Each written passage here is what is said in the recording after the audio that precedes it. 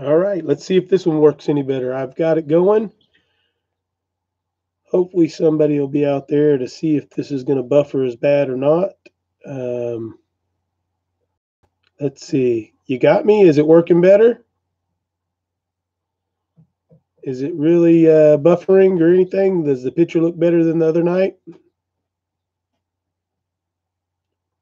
Yay!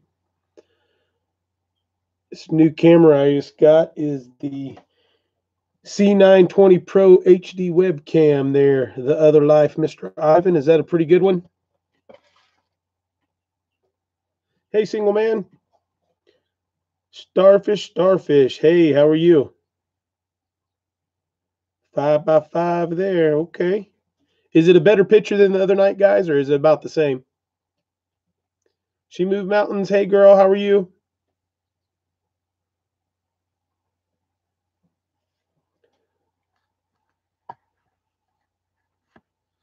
Eli, okay. I got you. Is is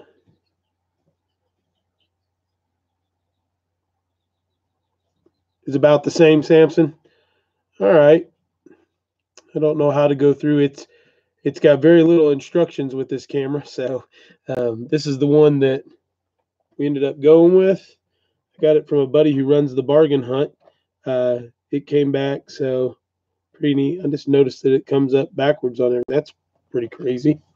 So anyway, $100 webcam. He gave it to me for like $40. So, Reclaiming the Farm. Hey, Plain Speaker. Good to see you, Duncan. Man, I like seeing everybody come on here just for these. So I think what we're going to do, guys, is we're going to try to do a live every Wednesday at 10 o'clock Eastern Time, 9 o'clock Central, and all that good stuff. So we'll try to do it and limit it to an hour instead of 3 hours and 15 minutes like the last one. So what do you guys think about that? Or should I do it at, say, 9 or 9:30 East Coast time, 8:30 Central?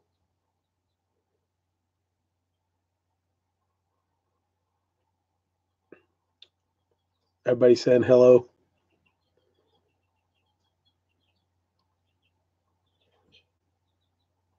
I'm loving all this. Good to go. Can you guys still hear me? Is everything going okay on here?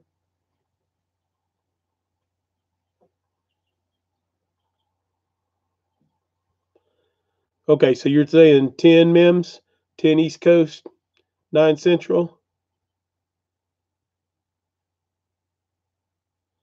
Well, that just gives me time. I get the baby in bed. She'll be down, gives me a few minutes to decompress, get everything together, and jump back over here. Good to go, the other life. You're my tech guy now, so. Hey, who on here does lives themselves that can do a live and teach me how to do a wish list on Amazon? I've got a bunch of you guys asking and stuff for my Amazon wish list. I got on, I can make the list, I can get everything done, but I can't add anything to it. I go to try to add something to it, and it just makes another list, and then there's nothing on there. So I'm kind of dumbfounded on that one.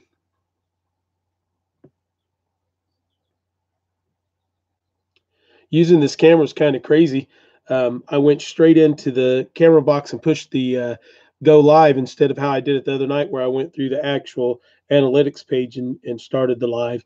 And this screen is all black now, and a lot nicer on my eyeballs to sit here and read the comment screen. I don't know if that for you guys is something that YouTube's changed, but it's all black and much easier to see. Single man Elin is in the bed. We went to Nanny's house. You guys are going to get to see a video tomorrow. I'll tell you guys about it tonight, but well, it might be the day after tomorrow. But we went and picked up the lumber to frame in the ends of the greenhouse. Plastic came in right before we left for the shindig. So my buddy Kevin's coming up. I'm going to attempt a video on the new camera I got from Ivan, as well as maybe use the Canon Sure Shot as well, and get some, maybe do some time lapse of getting those two ends boxed in and then getting the plastic on it. Diane Village, hello from California. You're awesome. I'm glad you enjoy my videos. I appreciate that. If I miss any, I went back and watched the test live that turned into a 3-hour marathon, and I missed a lot of questions on there from some people as they were running by. So I really apologize for that. Um, you guys that are playing moderators for me, thank you very much. And I understand if you have to go tonight. This was just to check this, but I'll sit here and chat with you guys for a while. Hey, Starfish, you're in California as well, huh? Awesome. That's good to go. I know, single man. I'm so used to catching screen names versus the others. So Eli, I'll try to get better at that, brother. Look at that smile, Starfish. Um,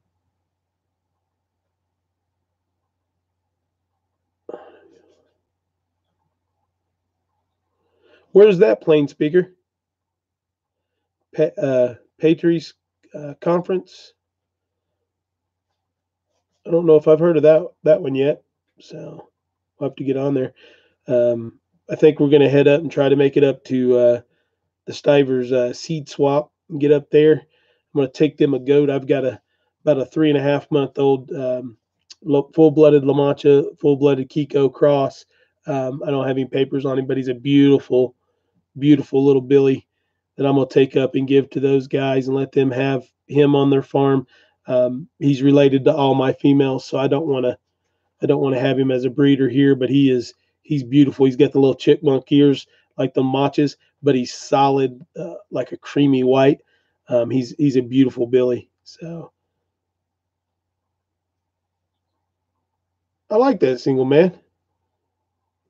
Eli, I like it. Even though you might not be a single man, it's still I like it.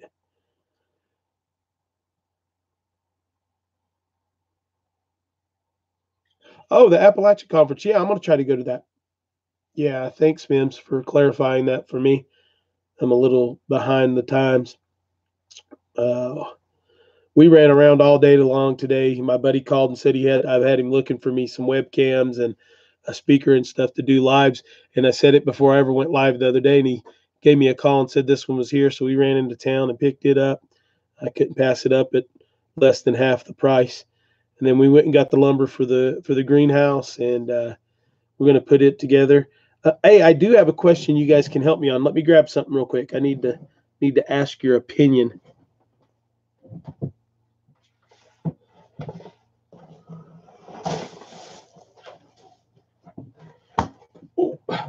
So this is the main logo for Single Dad Homesteading. We had this made up for the shindig. Hey, Hidden Valley Homestead. This is what we came up with as a logo. This is what's on the shirts right now that we can order and stuff. The individual that made it for us came up with another one off of our stickers. We have some stickers that we're going to be selling and stuff. I'll show you those as well, but it's easier to show you this. She made us this as a gift for having everything done. It's kind of reversed on everything, so sorry about that, guys. But what do you think of the two? I really like that goat one. The first one says more about what we're doing on the channel, but I like that. Let's see.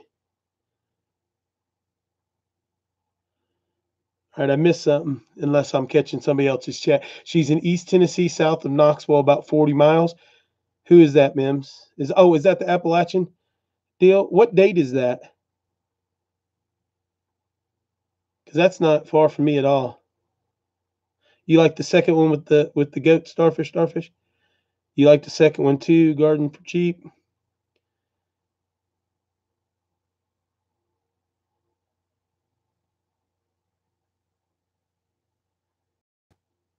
May the 25th. Yeah, I'm gonna try to make that. That's not far. Me and Elon can actually both go to that. I'm gonna take Elon with me when I go to some of these smaller, not really smaller. That's the one where the military gets in free. Yeah. Some of these others that are a little bit smaller, I'm gonna take her with me. I did get an invite. Actually, was very very honored and very blessed that Jeremiah from Roots and Refuge actually gave me a call the other day. Um, we had contacted and talked a little bit on the kids area before everything, so he had my contact information, and he gave me a call. And I think I'm going to go to HOA and kind of hook up with all those guys with 180 degrees and Jess and Maya and VW Farms. I think a bunch of them are going down there together, and they have actually invited me to go with their group. Um, Hidden Valley Homestead, I love the Christ on the cross as well, and the triangle for the Trinity, and then throwing in what we're doing here on top of that with the goat and the chicken and the gardening. Two family homestead. Thank you guys. Hey, um, Daryl, if this is you, you inspired me to do my first live stream the other night. I did it as soon as I got home from the shindig. We got in here and got settled in about 9 o'clock, and I watched Roots and Refuge, and then afterwards got on to do a test just to see. And Mims's Garden and Samson's and everybody else started popping on. And before I know it, we had 67 people on having a great conversation about the Lord and everybody else and guns and everything. And it went well and lasted 3 hours and 15 minutes. I think we wore Anna and them out. They did good. I learned a lesson very quick that we have to have moderators because we had trolls real quick on there. So welcome, and I'm honored you're on here enjoying this. So I actually made a joke on the live that where was Two Family Homestead when we needed moderators? I was like, don't they moderate everybody? Isn't it an automatic moderator? Um, so well, thank you, She Moves Mountains. I'm trying. My big thing is going to be learning how to keep up with this chat line to answer questions, not talking with my hands in front of the screen. So Hidden Valley Homestead, was that meant for me or for someone else on the best friend thing? Because I'll be your best friend from right here. You like the first one, David Northwater? Yeah, well, the first one is supposed to be in a darker color too, but they actually misdid that.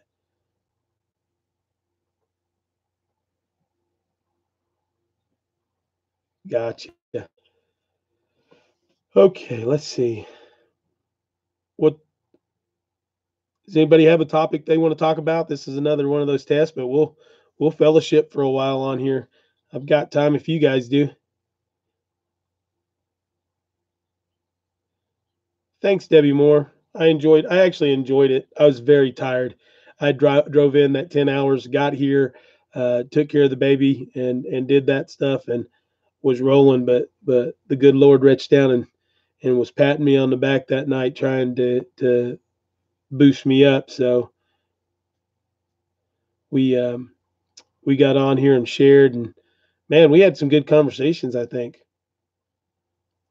Plain speaker, I got the hammers on them. We're not going to put wrenches on them anymore. I'm going to actually message YouTube and see if they'll change that moderator sign to a hammer. I doubt it would work, but I think that would be much more appropriate.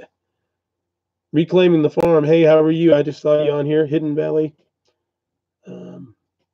If I've missed you guys, like I said, I apologize. So, David, or Daryl, I picked up this camera because I thought it was the exact same one we used on the live there at the shindig, but it's a gosh, I can't even say Legetic Tech, whatever.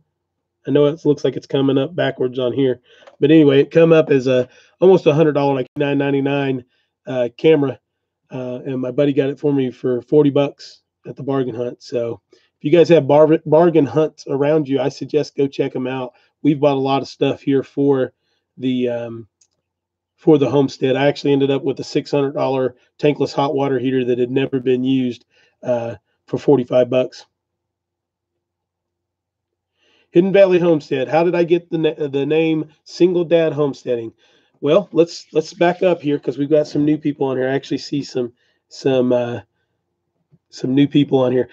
My name's Chris. I have a daughter that's name is Elin. She's 5. We yeah, thanks, Mims. Put your questions in all caps for me. I'm a single dad. We have a homestead in Northeast Tennessee in the Appalachian Mountains. We have goats, we have coon pigs, we have chickens and quail, and I'm doing it all as a single dad. And we started the channel. Um, uh,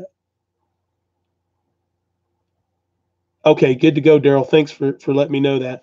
Um, but we started this channel for everybody, but mainly to try to get more single parents, single people involved in homesteading. It's super hard. It's a lot harder than doing it with a partner and with other family members, or just a couple of families that can get together and do it. Um, but it's very doable. You just have to do things different. What I had said on the last live was I suggest just going with smaller animals really helps. Chickens, rabbits, quail. You can get away with doing pigs and goats because they're pretty low maintenance. You got to keep up with them. If you're going to milk those goats now, that's different. If you have children that are 8, 9 years old, when you get into the milking and stuff, it's great for them. They'll get in there and do all that good stuff and help you out so you can get into the bigger animals. But I can actually go out. Right now we have 14 laying hens and 3 roosters. We have 3 goats, Lamacha goats, Kiko cross, and 2 coon pigs and 7 quail and some ducks that stay on the pond, which are nothing. And I can go out, feed, check them all out, make sure everybody's good in less than 30 minutes. If I really want to take my time and I go out and play with them and stuff. So play with your food. But anyway, we go out and spend time, but I can do it pretty quickly. Um, the other life, how did I get started homesteading? Well, actually, I like to say it's a lifestyle because here in the Appalachian Mountains, you talk about prepping and you talk about stuff like that, and people are like, "You're crazy, you're crazy." And then you ask them if they have a garden, and they say, "Yeah." And you ask them if they can food and put it up for the winter, and they say, "Yeah." You ask most of the people around here if they hunt and fish, and they save that meat and put it up, and they say yes. And you go, you're a modern day homesteader and prepper, maybe not in the same sense, but that's what we do here in the Appalachian Mountains. So I can remember from a young age with my mother, she would we would always put out a big garden. My grandfather actually, I'm hoping to channel him in this big garden this year because that man could grow anything. God rest his soul. But we uh, we would always do the garden and then can everything, and then me and my father, we loved to hunt, so we were always putting meat on the table that way. So in that sense, I guess we've always been homesteading. But to make the choice to get off grid, we're about 80% off grid. Um, we're working on getting the rest of our solar panel system in so we can go all the way off grid. Uh, I made that choice about 5 years ago that I wanted to do it, and we actually implemented it literally overnight about 3.5 years ago. I sold everything pretty much that we had, a house lake on that, a lake on a lake house on the lake behind Bristol Motor Speedway, and we sold it, and then actually we got rid of it very quickly. And then a buddy of mine said, well, I've got a little 1964 single wide trailer on his little homestead, and he said it needs a lot of work. He said, but if you want to go down there and stay until you find a place, we would. So I made a deal with him where I could have my animals and some animals down there, and went in and redid the whole trailer for 1 year, basically a free rent, and went in there, got everything together, and we stayed there for about 6 months. Bought this place and had a house up ready enough for us to live in within 6 months. And now we've been here on property for about 3 years, so just shy of 3 years. You can see there's some stuff that's not done. We need to do trim work and trim around the windows. All the floors have to be done in here. So um, Hidden Valley Homestead, thank you. I said on this last one, we're here, we're looking. I'm really picky though. I've taken 5 years to find my soul and let the Lord take hold of it. And um, I'm looking for the right one, but she's out there someplace. So we'll see. Two Wild Onions Homestead, welcome. Johnson Family Farmstead, welcome. Thank you. 2 bees and 1 flower, awesome. Man, I'm seeing some other good names on here that we didn't see on the last one. Welcome. Hey, Fishes Loaves Garden.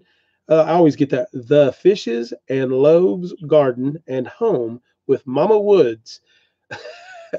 That's a long name. So give me your regular name so I can just say hey to you from now on. Fishes and Loaves. Um, I'm seeing a lot of good names on Carol. Okay, Carol. I'll try to remember that. Single man keeps getting mad at me because I keep saying single man instead of Eli. So JEC, where you at? I saw somebody say hi to you. Welcome, brother. We're glad you're here. Two bees in the flower. Where are you guys at? Two bees in the flower. What state? Hidden Valley Homestead. I didn't see what Hidden Valley Homestead said. Single man, Eli. I didn't see that. So, or if I missed her, or if I was the one I was responding to at the beginning. Dennis Hogg. Hello. How are you? South Carolina. Oh, awesome. I don't know if I mentioned on there. I have a house for sale in South Carolina. It's a little 3-bedroom ranch with about almost acre, 0.9 of an acre that I would really like to find someone that wants to homestead to get in there. I'll make them a really good deal so they can get started. It's um, it's a nice little place. I got some. Oh, I don't know if you can see on here. I had pictures done the other day of it, but it's pretty neat. God is great and he will provide each and every one of us. That's the little house I have for sale. If anybody knows anybody in South Carolina looking for a place, it's in McCormick. We're about, I don't know, 600, 700 yards from the first boat ramp onto Lake Thurman or a boat dock at Lake Thurman. But it's been redone within the last 10 years. Now, I'm not on here to sell a house, but just came up to me. I'd rather sell it to one of you guys or somebody you know in South Carolina wanting to do this. It's surrounded by about 50,000 acres of game management property. It's on the west side of the state. It's on Savannah Lakes, uh, two bees and one flower, McCormick, Abbeville area. McCormick, little history for you guys. McCormick, South Carolina was the first gold rush in the United States and is still an active gold mine.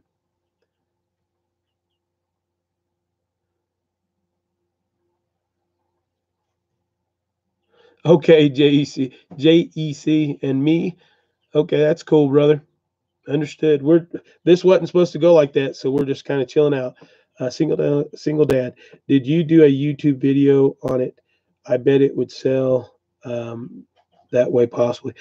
No, I haven't. Like I said, I've not put it on the market really first. I did mention it the other day. I think I might have mentioned it on a video that I had one. Um, Yeah, I think the Delahow Boys School is right there. It used to be a military school, but I do think they have a camp there someplace real close.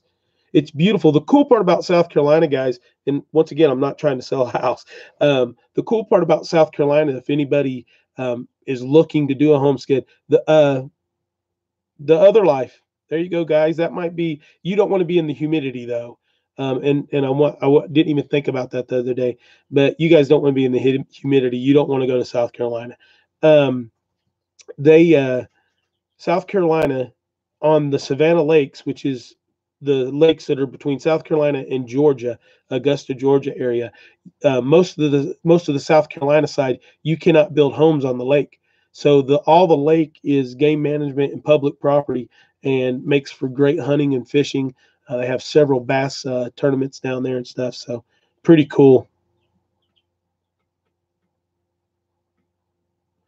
Granny B, you did one for one you have for sale in Oklahoma. That's awesome. I'll go check that out. Is it a big property? How big is that property? Because Oklahoma might be a place the other life might be interested in. I know they talked about Wyoming and a couple of other places, but Oklahoma might be right up their alley. Are you on here? The other life? Searching Sabrina. Good night. Plain speaker, you're from the Augusta area. I actually belong to the Augusta Coin Club. I love coins, guys. Granny B, it's 5 acres. I'm telling you, other life. Get a hold of Granny B. She's got a place for sale in Oklahoma. That might be right up your guys' alley. Check it out. I don't know anything about it. She said she put a video out on it. I know you guys mentioned Wyoming and a couple of places out that part of the country. Three Musketeer Homestead. Hey, how are you?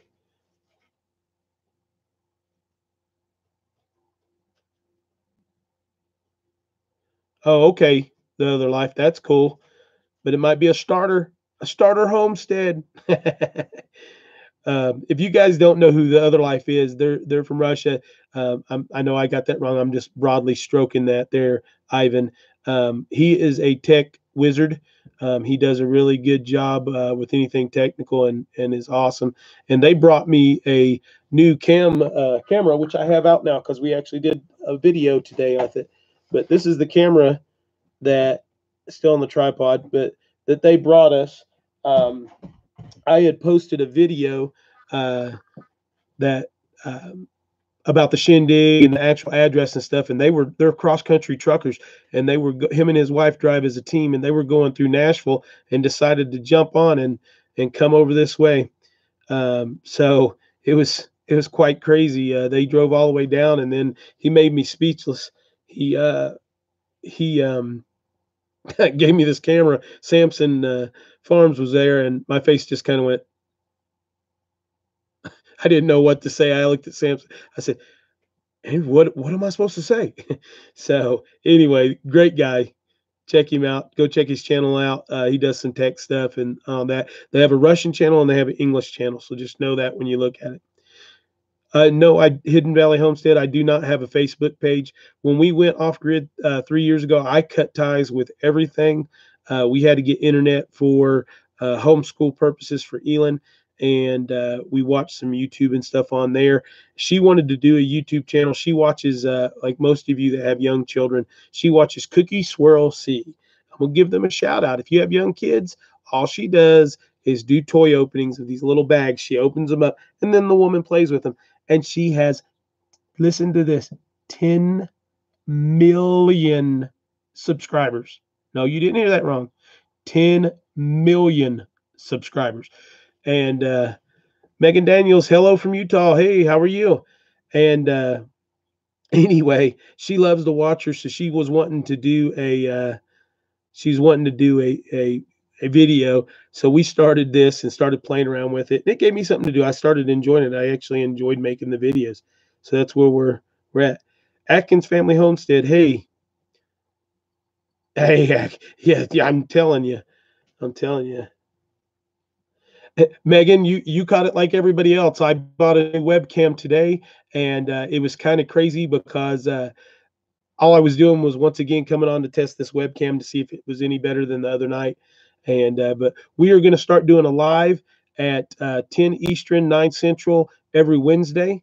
So you guys will be able to catch it. We'll throw it on tomorrow, and we'll talk. I'll actually have a little bit more of an agenda set up, and we can rock and roll on that. And hopefully everybody can come in and do it up. No, Hidden Valley Homestead. My daughter doesn't have 10 million subs. She watches a show called Cookie Swirl C, and all the lady does is open up um, little blind bag toy bags and plays with them and tells the kids about them. But the lady has 10. She's actually a very good. You can tell she's a good Christian woman too. Um, and plays with them and has 10 million viewers. So maybe I should start opening seed packs like that. Like here, the Baker's Creek seed pack, and open it up and show you the seeds on each one and plant a seed and then play with the little seeds. Maybe I can get 10 million viewers. What do you guys think?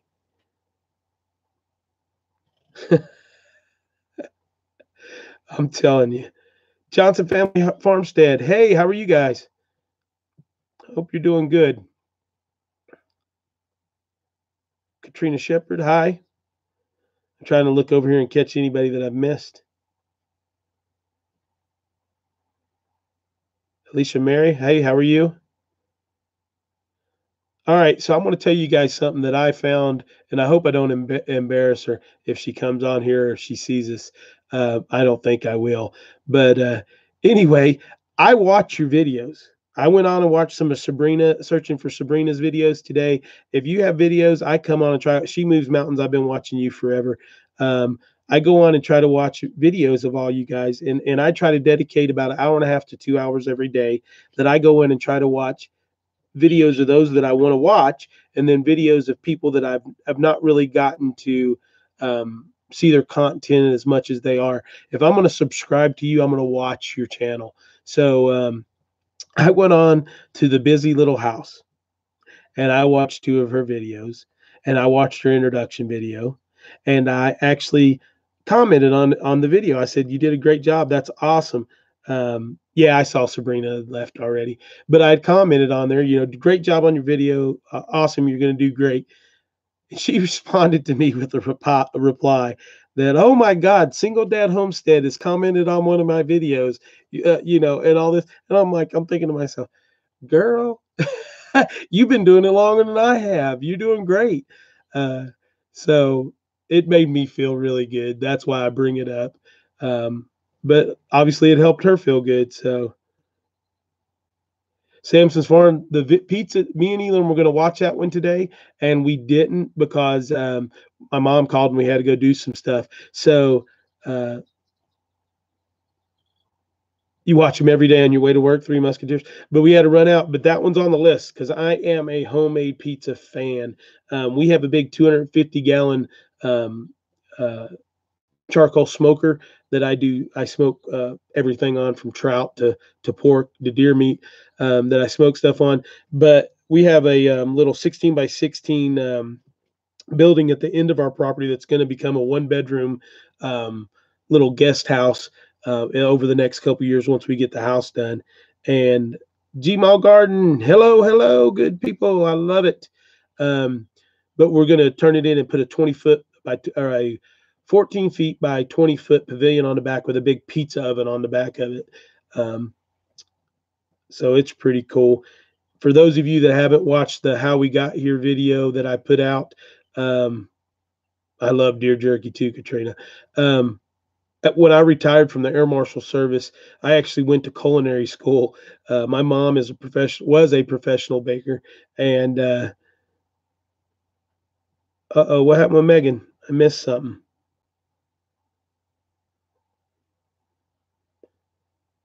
Jonah Hummenberg, hey, how are you?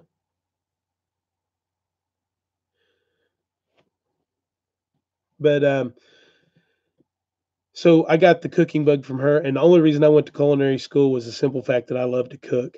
So there's you another one. I'll put that on my resume when I'm looking for the. We'll go off of Jess's folks on here. We're gonna go. We're looking for the Queen Heifer for Single Dad Homestead. So you got to be okay to be being called a Queen Heifer. Um, if you're not, you're not my type of lady. I don't need you. Um, they were laughing the other day and said that I wasn't going to be there. I was going to have to start a channel for single man homesteading, and I said we've actually joked about it for the last 3 years, that we were going to start singlemountainmen.com. So none of y'all steal my idea. We make millions. If you do, at least I get 30%.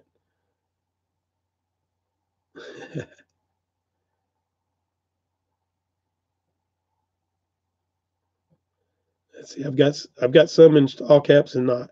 Two family homestead. Have a couple others to check in on tonight. Wish I made the best. Two family homestead. That's a compliment. Thank you, Daryl, for that very much. Tell that beautiful wife of yours that we said hello, and pet that dog for us. Elon misses him. So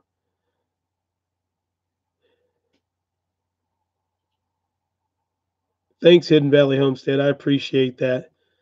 Um, One of the things I'm going to do here in the future, I kind of mentioned this the other day, and I almost did a video on it today because I almost bought a bunch. Um, we uh, we went to Lowe's and they had a bunch of whole lumber packages, which is how I built my house. For you that are new, I built my house. It's 16 by 26, 2 stories high. And then we just put on a 12 foot by 21 foot um, third bedroom slash sunroom because it was cheaper than building the screened in porch that I wanted to do. Um, so we did that, and I have less than $20,000 in this home now. It's not all the way done. It's done enough for us to live here. It's safe. It's warmer than needs to be. A lot of time we have. I'm going to do a tour of the house too here soon. I got to get it cleaned up. Um, but yeah, I was going to do a video on how to purchase that lumber and stuff, but it just um, it just wasn't in the cards, and I had other lumber to buy, and really didn't have the money to do that. So let's see any other thing on here.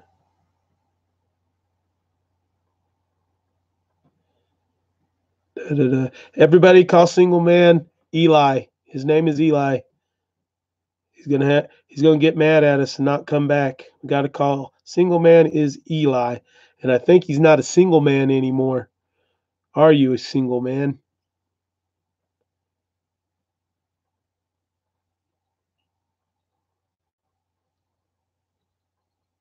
Good night, Atkins family. Homestead. We appreciate you coming by. We're going to be on tomorrow, like I said, 10 o'clock Eastern time, 9 o'clock Central. Come back. We'll actually have a structured. I'm gonna sit down and put some stuff together. What would you guys like to talk about tomorrow? I'm gonna pull up and try to keep it at an hour, hour and a half. I'll go as long as you guys want to go. Uh, Samson says Eli stalks him. Good night. Um, let's see.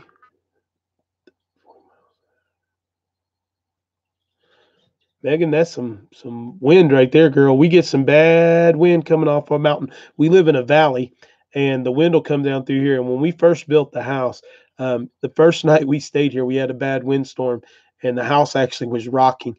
And this house is built very well, and it was just funny. It was funny. Carol, are you leaving?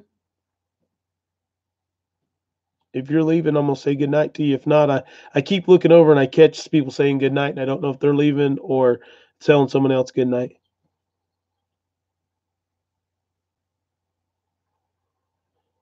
Okay, single man. I hate to hear you've been a widower for 28 years, but God bless you, brother. Hey, Indiana, Georgia Malone, good to go from Indiana.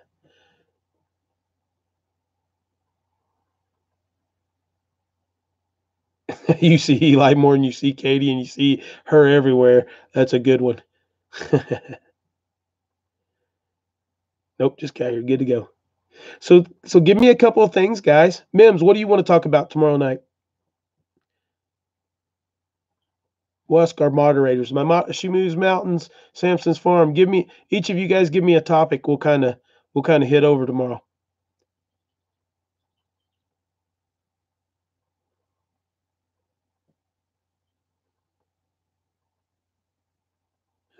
Nathan is everywhere, and I love it.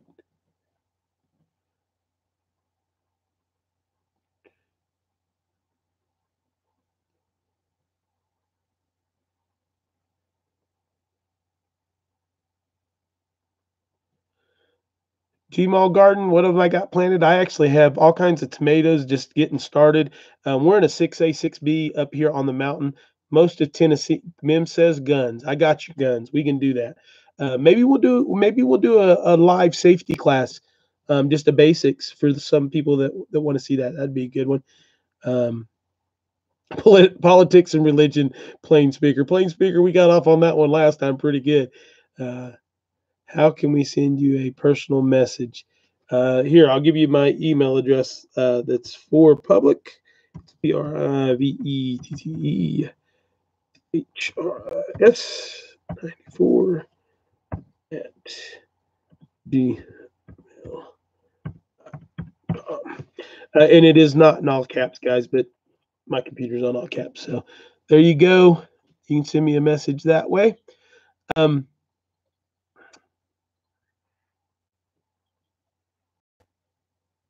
I use the almanac. Two bees and flowers. I use the almanac a lot to plant. Up here in the mountain where we're at, it's. I feel that it's very important. So, Mims Garden, we're gonna get together. I don't care how far away you live. We're gonna get together and do a gun class.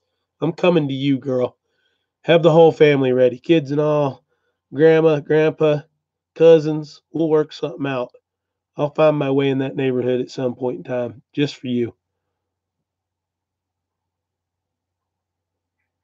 Best gun for beginner for you to carry or for you to use on the homestead.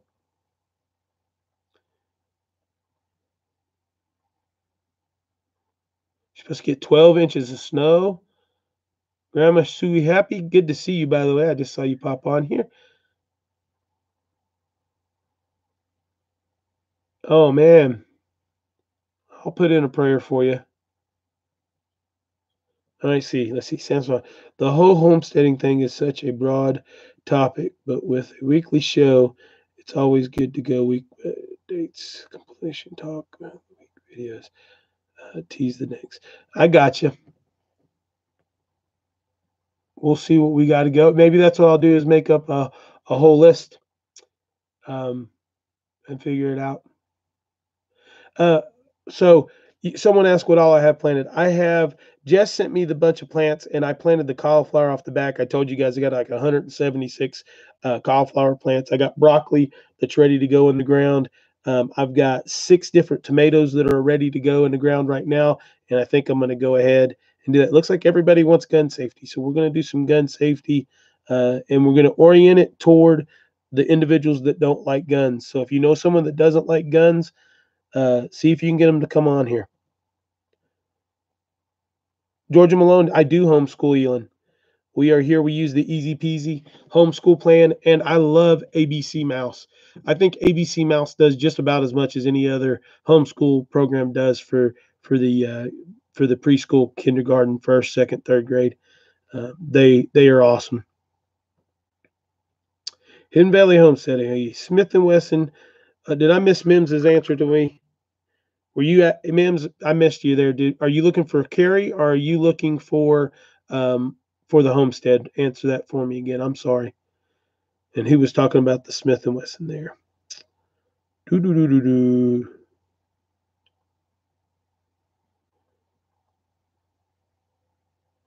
Okay, somebody said I'm gonna actually tell you guys what I tell all of my students.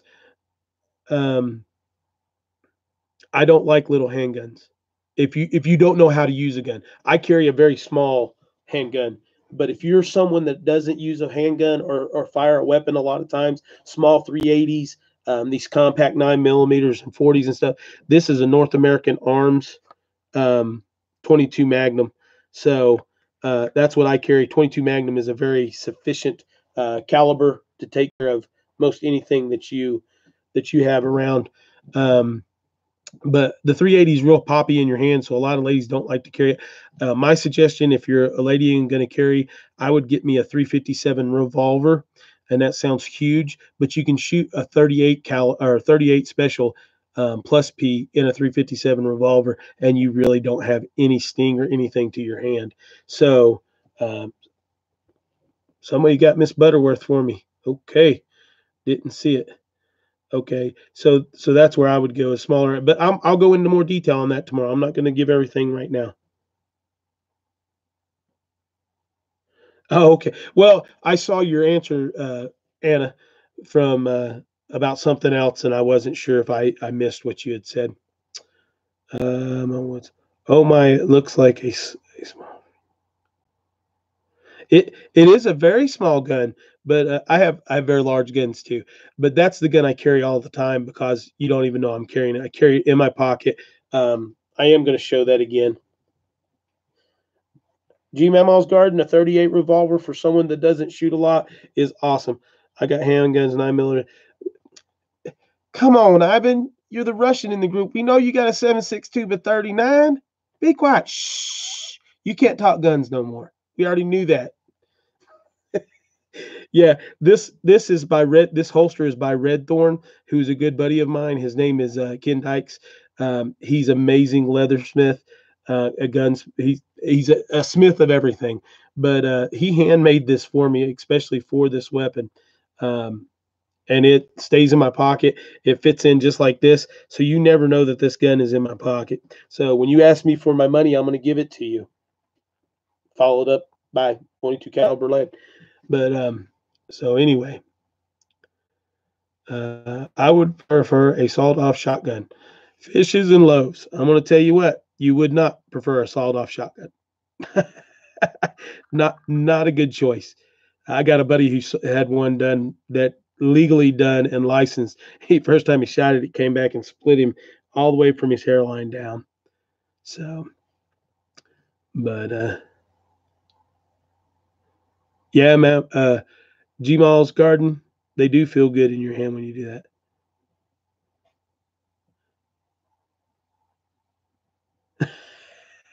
Tamara Butterworth. I didn't know. I just saw that it was her. I was like, man, what did she say?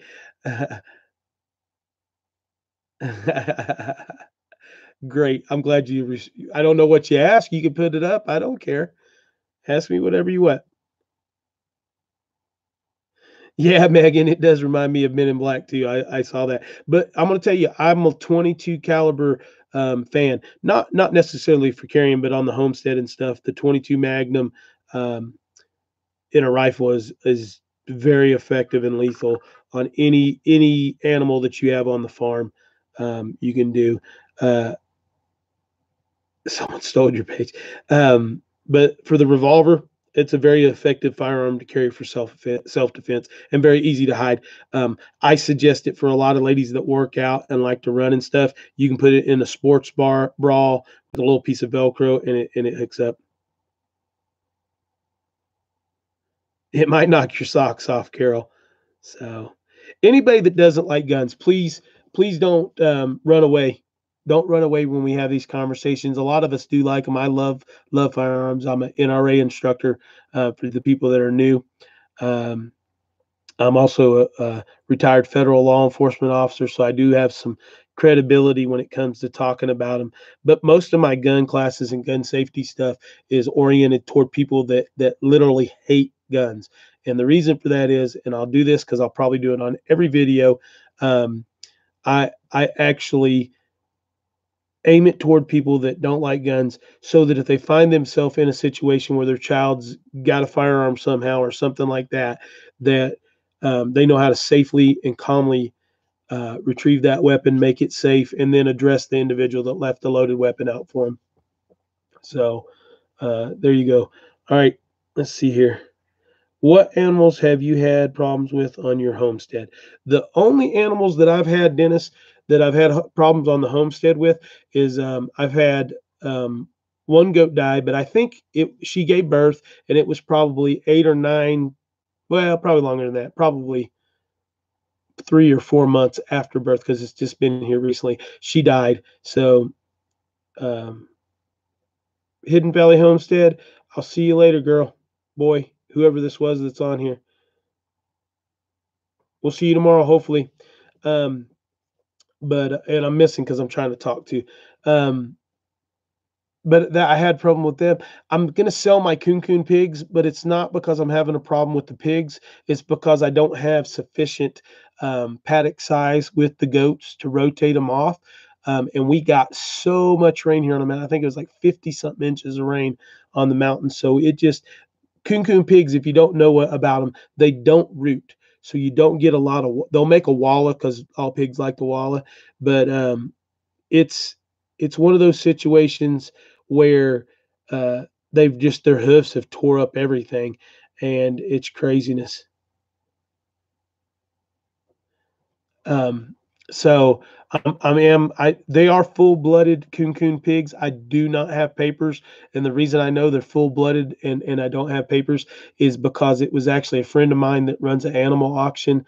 I did an exotic sale for a gentleman that had a complete collection of exotics, white buffalo. He had a bunch of like zebras, high end. She made $160,000, I think it was that night, but she had the coons, and he actually was a breeder for the coons. And I don't know exactly all the details, but the paperwork somehow got destroyed or damaged when he lost his life, and died. So they are they are not papered, but they are full blooded, and they're non-related. They're a non-related pair. The male is about 320 pounds. The female's probably 275, close to 300. She gave birth to 7 piglets. All of them were huge. Sold them all at 8.5, 9 weeks old, for $150 a piece. So they're it's a money maker. If they went to a good home, to a good homestead, I would sell them cheap to somebody, with the condition that they raise 1 piglet for me to eat the first year.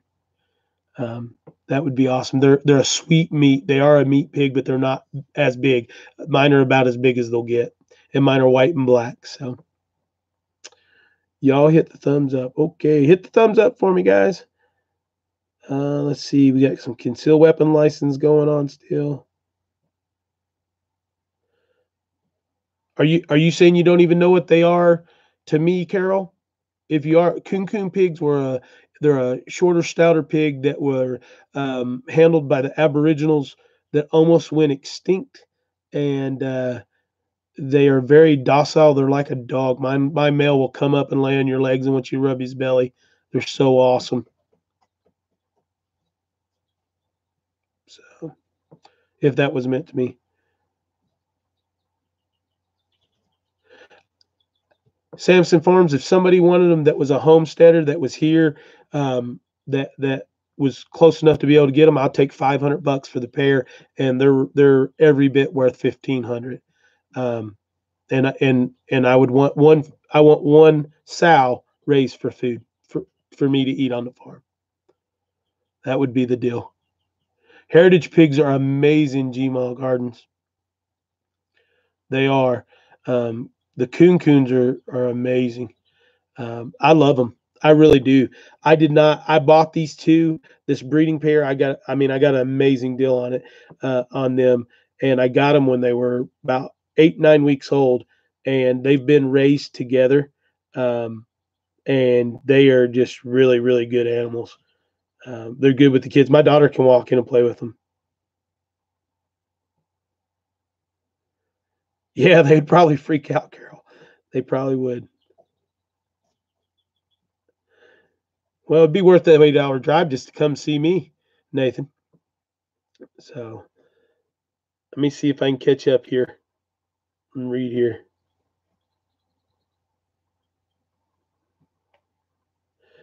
See you, plane speaker. Sorry your battery's dying. Get it on the charger. Come see us tomorrow. Make sure you're here. We're gonna have a good one tomorrow. We're already at an hour on this one. American guinea pigs are good too. I don't know who all's watched the video. If you haven't, go over to Justin Rhodes' channel and watch the how to humanely dispatch a hog video. I'm actually there. I actually teach that children's gun safety course and adult gun safety course to Justin and his family and the haulers on that one. Go check it out. If you're not subscribed to Justin's channel, you're missing out. He's a wealth of knowledge. He's got his premiere channel where you pay to go onto it, and there's 2 or 3 more videos of myself. There's a video or two on there from Jess. I was honored. Oh my gosh, I was honored to get on there and be asked to be one of his expert guys. I'm in his. He refers to me as his NRA instructor. So pretty cool. We're gonna come on, Tamara Butterworth. We're gonna come on. We're gonna do 10 Eastern, 9 Central, because that seems to be working for everybody. Wednesday, everybody's going to be home from church. They'll probably go out to eat for dinner. So I figured everybody's not even going to be rolling in their house till 7:30 or so, 8 o'clock. So I don't know who we're touchy with, but anyway, don't do that. This is a good place. Get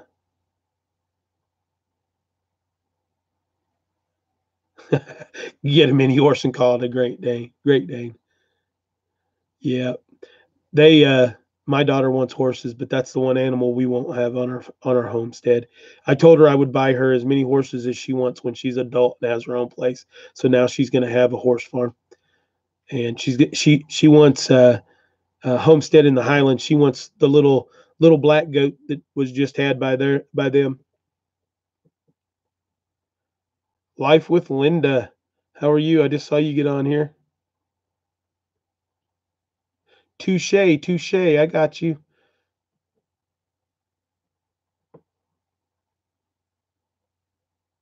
TB, good night. See ya.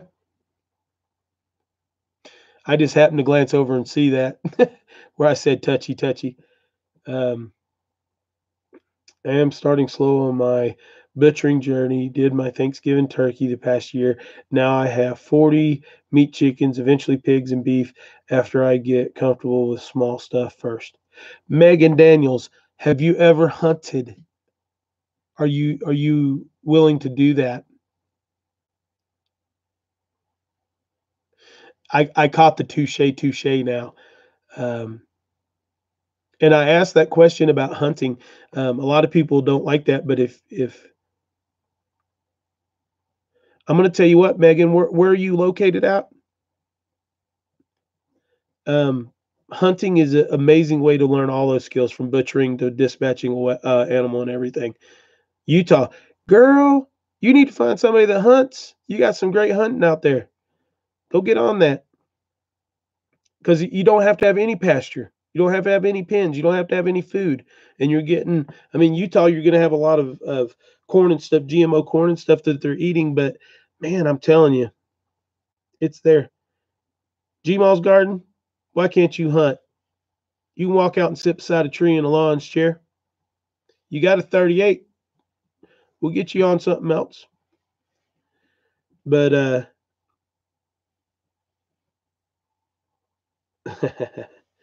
the cold truth is wouldn't be here if your family never hunted. I would never be here. You're absolutely correct in more ways than one. My soul would not be complete without the outdoors. The good Lord put that inside of me very, very much. But but hunting is but hunting's great. Hunting, if you don't like guns, hunt with a bow. Primitive hunt, you can do a lot of stuff. At least you're married. You want to hunt Bambi? Don't hunt Bambi. Let them get the spots off of them, then they taste better. But we don't want to get in that. We'll get. I don't want to offend anybody, and that's a good thing. But you can't if you are someone that wants to eat green, you want to eat non-GMO, naturally fed, grass fed, open ranged fed, like most of us do, animals. You cannot get anything any pure than going and hunting.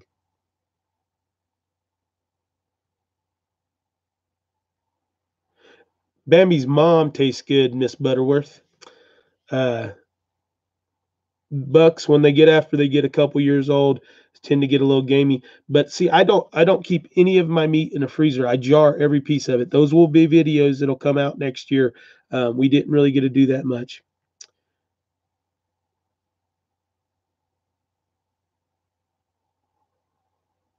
Okay, Mims is and Anna, that's cool.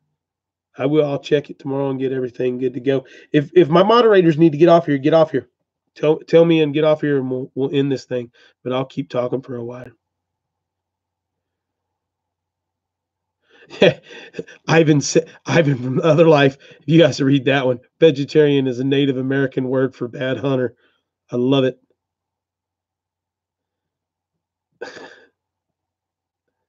I got you. And you call them all Bambi. Yeah, if you can your deer meat, if you're one of those people that don't like deer meat because of the taste, because it has a little bit of a gamey taste, if you actually pressure can your meat, it has no gamey taste to it. Especially the longer you leave. I was telling the other night, I actually got the opportunity to harvest a lifetime buck in Wyoming in 2012, the year before Elin was born. She'll be 6 this year. And I just ate the last can less than 2 months ago. So, and it was better than the first can I ate. So, let's see.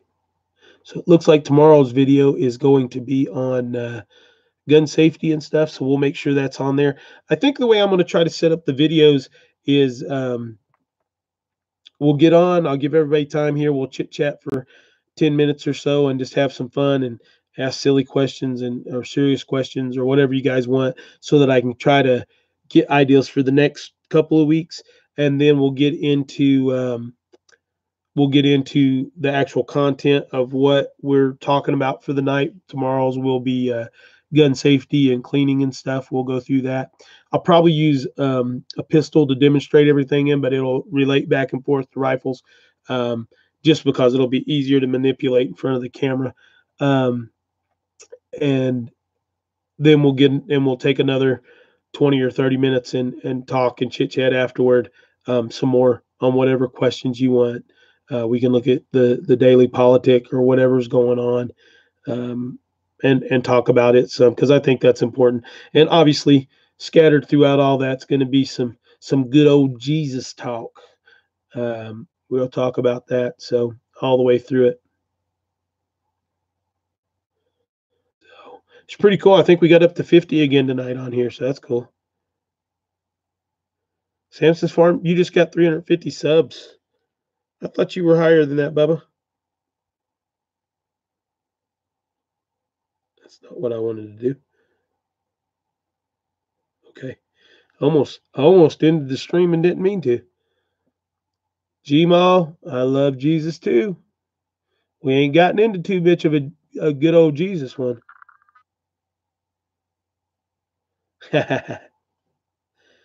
Yeah, I keep forgetting most of you guys are a little bit behind. It's 12:30 here, so most of you it's what, 11:30 where you're at. Gmail hit a dead hog once and totaled her car. I'm sorry about that, Gmail. Did you get out and get the pig? At least get something from it. So we never really got in there. We got some people telling me which ones they like. I think I might have both of those signs made into shirts. And I think I'm going to take that big one that she made me as a gift, and I'm actually going to put it in the greenhouse. So we're going to be doing that.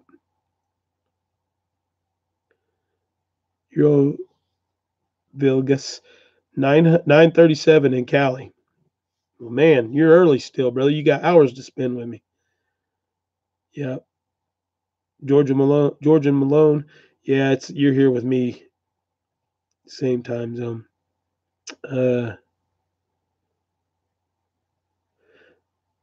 Hey, everybody, go see Carol at the Fishes and Loaves Garden and Home with Mama Woods.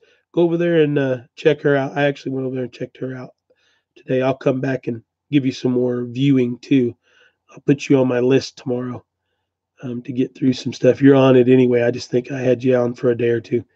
Can you show signs again? Sorry, I was late. Yeah, Tamara, let me get the signs back out here.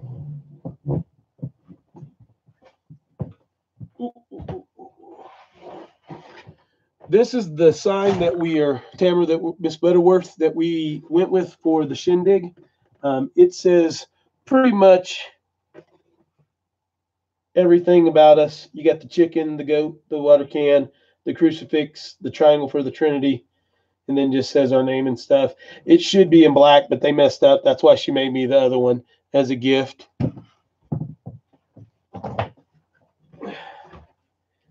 And then these, we actually have smaller stickers. I'll show you one of those. This is the other one that she made us. It says YouTube at the bottom, and I really like it. I just think it's a good looking shirt. But I have small stickers of that we're gonna still do and try to make some. Let me get one of those out and show it to you too.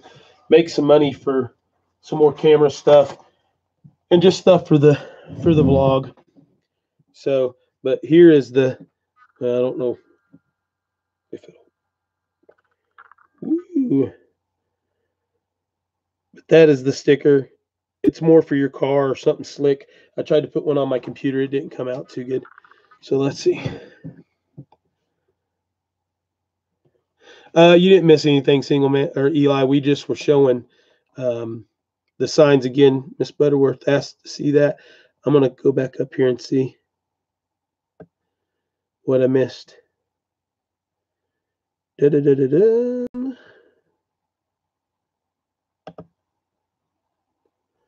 Okay. Which one do you like better, Tamara? Hi, Shishi. Move Mountains is back again. I see you again.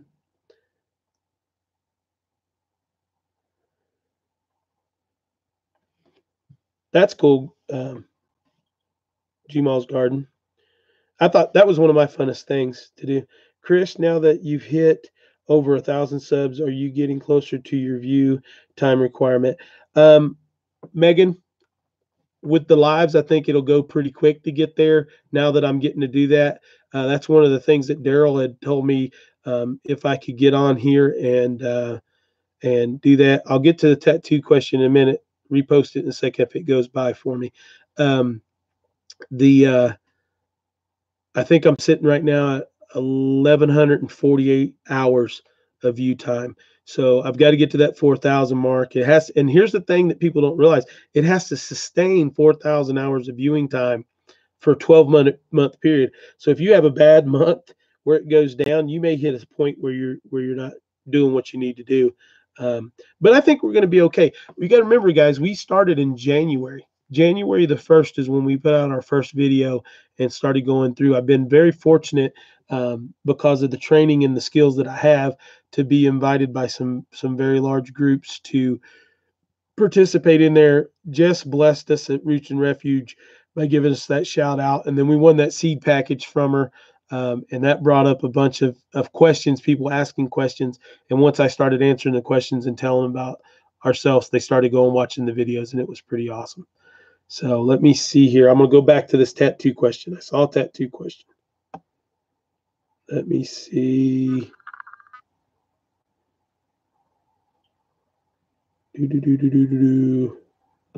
Okay. Love the Trinity. My daughter and I have Trinity. You have Trinity tattoos. Awesome. All right. Got it. I thought someone was asking me about my tattoos. My tattoos are memories. Every tattoo that I have is from a different point in my life and means something to me. So pretty cool. The Fish's Lowe's Garden. Carol, what are you asking? What about? Are you asking somebody else or are you asking me? Especially as long as we stream, you'll get there. Yeah, I think so. Um, like I said, here's something that's funny. I got off and I actually got a message from YouTube that says you had a successful first live stream. You have not 5 hours from that video, but 5 days of hours. So it was like 287 hours community from that. And I'm loving it because all the lives I watch, most of the lives I watch have anywhere from 25 to 150 when you get to Jess and them, to 2, 3, 4, 500 people on them. But most of them have 25 to 105. And we rolled up on 60 the other night. I think we got to 60, and then throughout the night with different people, it was a total count of 140. And then the crazy part about that was now that video, 3 hour and 15-minute video, has almost 700 views. And I'm like, I can't get you to watch a 15-minute video through, and you're watching 2 hours worth of a 3 hour and 15-minute video or live. Yeah, that's what I said too. Scott, I won't say that name out loud. I'm sorry. I was getting ready to say so.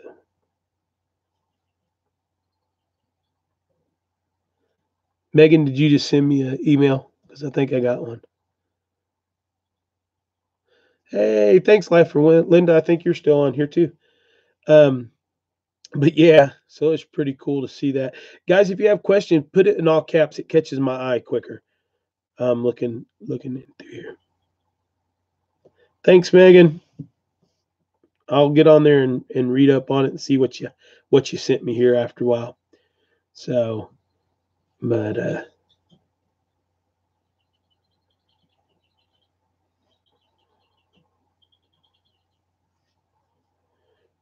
here's a question for you. How many of y'all have youngsters or husbands or wives that are in the military active right now?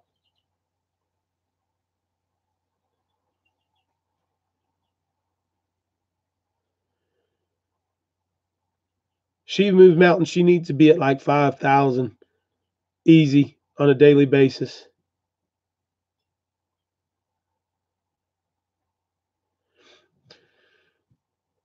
Yeah, hey guys, hit the notification bell because that'll show you when we're on here too. If you do that, if you've not subscribed and stuff. Um,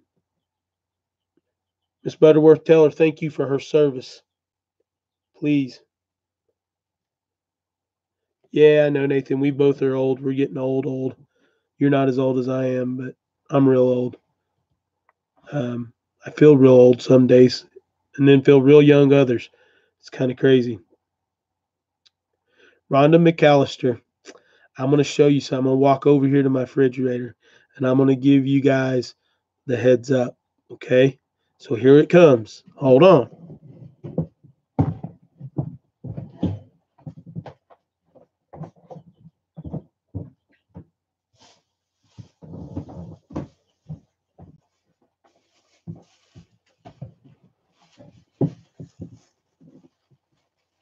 All right, are you ready? Rhonda McAllister, are you ready?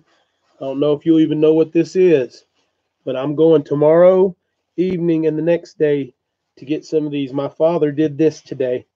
So do you know what these are? First one to give me the correct answer. What is this?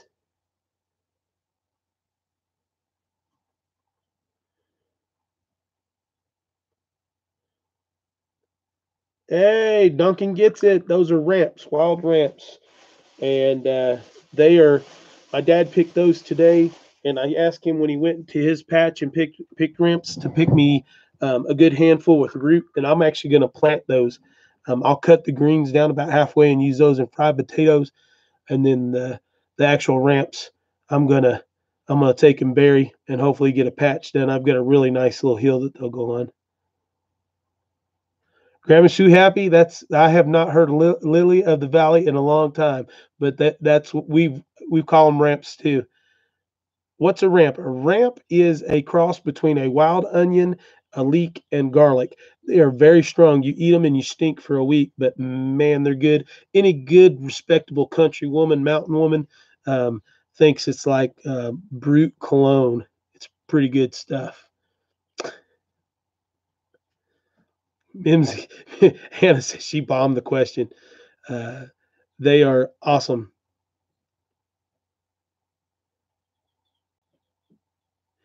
Hey, Gmail's Garden. That's how you get people. That's how I've gotten every subscriber I've had is not by going over and riding coattails off of anybody else. I really haven't, but by being active within this community, going in and chatting just like you are right now. There's only 40 people on here, but by you chatting and being interactive and having fun and stuff, you've not asked one time for somebody to go over and subscribe to you. But I bet you picked up some subscribers tonight because of your personality and who you are. You go on, you be general, and you talk to people, you do what you're supposed to do, and you go with it. So, hey, Joyce Britt, hello, how are you? So, yeah, I mean, I think that's just it. Some people get lucky. I got lucky. I got lucky to start picking up people. I'm hoping Jess's comment about that I was gonna blow up is somewhat true because I want the ability to be able to use this as a way to touch people. Joyce, where are you from? I tend to want to talk louder when I'm talking to an individual when I pull up a name. Sorry. The homesteading community is all about personality. Um, it's amazing. Thanks, Miss Tamara Butterworth. I love your name. I really do. That's not just a joke. Zippa Hope Thomas, Wounded Soul Refuge. I have not posted yet and have gotten several subscribers. I hope to start posting in the next couple of months. Go for it. Get it done. Joyce, you're right beside me, girl. We're only like I'm in Unicoi. We're probably 2 hours away from each other. Are you homesteading? Ellen White, how are you? Where are you from? Contented Spirit, where are you from?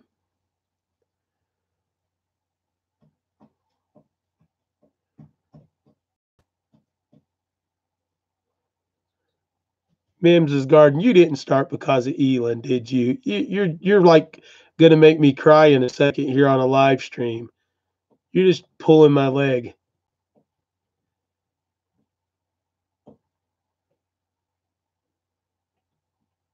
It's never late on this live. We tend to pull all-nighters. Are you doing anything where you're at, Joyce? Are you planting any gardens on your porch and stuff? Quite frankly, Jen. Hey there. Hey, how are you? Quite frankly, Jen. Where are you from?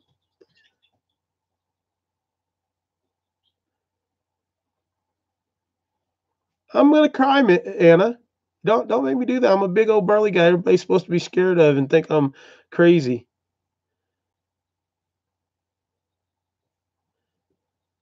I'm gonna tell her that. That's awesome. Her shirt. She wore it again today. I said, Elon, that shirt's dirty. You need to wash it. No, I'm wearing it today.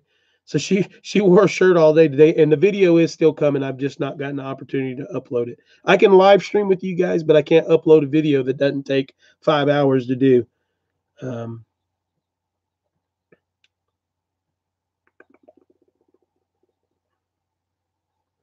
Rhonda McAllister, you're in Michigan here, super close to Pratt family. What part of Michigan are you in, Rhonda? I lived in Howell, Brighton area for 7 years when I was with the Air Marshal Service. Cool, Joyce. You're doing container gardens. I'm doing red raised beds this year, so there'll be some good videos on that. I'm going to be recording a video on finishing up most of the greenhouse tomorrow, so that'll be coming quick too. Maybe you'll get something out of it. Megan Daniels. Oh, random off topic coincidence. My brother-in-law went to Science Hill. What year did he graduate, Megan? And where are you from? When did you do your introduction? And she says, and I'm Elon. She totally melts me every morning. She makes me get up early and I go feed the animals. Anna, I go out and feed the animals and I come in and she waits until I come back in the house and then she jumps out of the bed and stomps her feet. And I have to say, I hear a baby. And she giggles and comes down and oh, it's on. Lots of daddy loving at that time. So, whew. Too late, Chris. We know you're tough outside a teddy bear. Yeah, I am a teddy bear. Uh, Hillsdale South. I know where Hillsdale is, Rhonda. That's cool.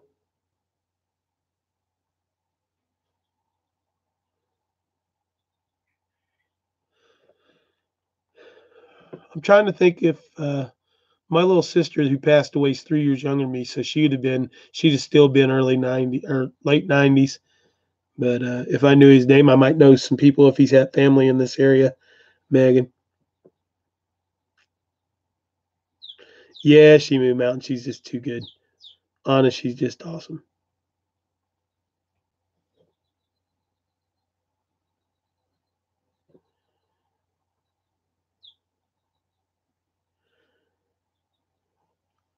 Yeah, I think there's going to be so many garden videos this year. It's just going to be pick and choose what you like.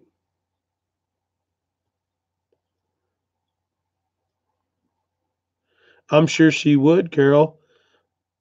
I think they would get along great. If any of you guys that actually came to the shindig saw her and Ray Lynn from Stiver Homestead, man. And the funny part was, let me see if I can get this picture up. I didn't realize it that much when they were there. When they're sitting there together, but she had to show my mom a picture of her new friend and see if this will come through. Let's see. Tell me those two girls could not pass as sisters. I mean, that is just craziness. I know some Blackburns, so I may know that family.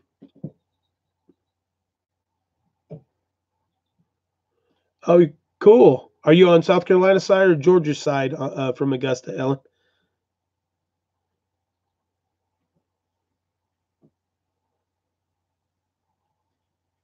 Yeah, Grandma's too happy. That was amazing. So cute. I'm telling you,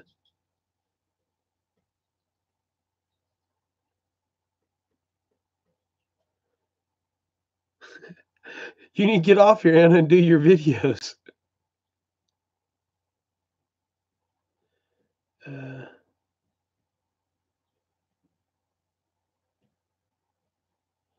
Ray is just a sweetheart. And Wyatt, we didn't get to meet him because he didn't get to come. He stayed home with a relative. And but like I said, we're going to try our best to make it over there to her and see that stuff. Um,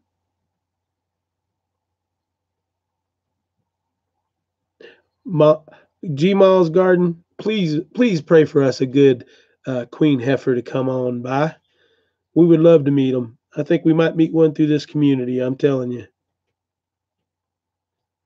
on the Georgia side. I was just telling everybody, Ellen White. I don't know if you were on here, but I actually have a home for sale on the South Carolina side, in McCormick, South Carolina. It's about, I don't know, 45 minutes from Augusta. Linda Reiner, hi everybody. Hi you too. Have you been on already once? Did you pop in and out?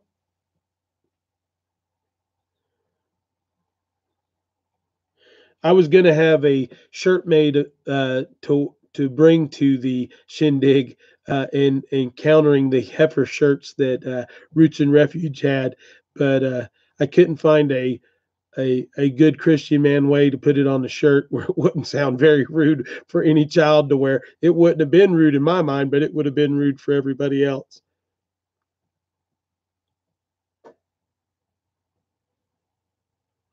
Hey, Tamara, we're at North Carolina.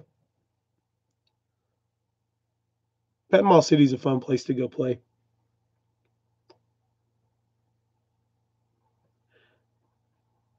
Yeah, McCormick is pretty close to there. Contented Spirit.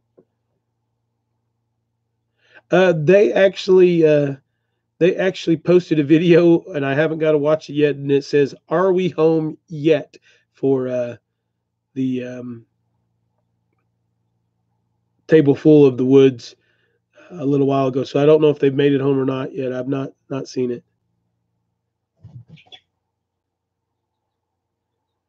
Fayetteville. It's not far away either. City Girl Country Heart, how are you tonight? I'm doing wonderful.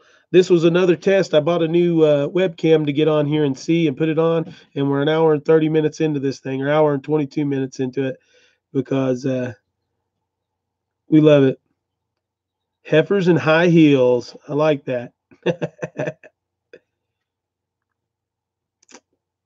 Who is it that Jess is always telling everybody to use for t-shirts? Is it Teesprings?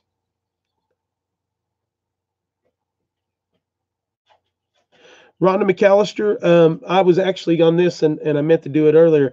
Um, there is a festival that my mom does primitive like art stuff, and my sister's a florist, and they do all kinds of stuff. I brought some of her jewelry, my mom's jewelry, to the shindig. They are doing one called the Old Oak at Tusculum College. Uh, it's a 1794 school. It's the oldest school in Tennessee. Teesprings Country Girl City Art, City Girl Country Art, cool. But they're going to be there this weekend. So if anybody is the in this area, Greenville, Tennessee, it's Tusculum College. I am actually going to be there Saturday around lunchtime and be there most of the rest of the day, just walking around with Elon because it's an amazing. They've not done it many times, but it is amazing. So if you're in the area, come out. I'll be there walking around. I'll wear a shirt so everybody can find me. Not like I'm too crazy. Oakland, Tennessee is not too crazy far. Samson Farms is from Tennessee as well, so that might be a little closer to them. If you've not, if hey, look at these moderators. Go check them out. She Moves Mountain, Mims's Garden, Anna, and Samson Farm. Go check those guys out. They have amazing channels as well. So if you've not subscribed to them, jump over there and do that real quick. Help them out. And now Mims's Garden is like stole a place in my heart. She said my daughter got her into YouTube. I'm just crazy. She's gonna love that.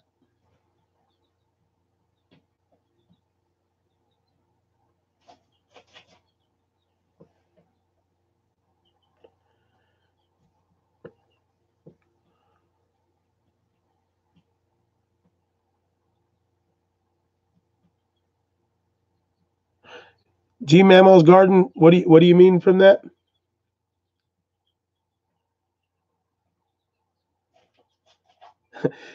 Samson's Farm. If you're the easy guy to find, I'm the hard guy to find because I'm so short. Everybody's walking over top of me.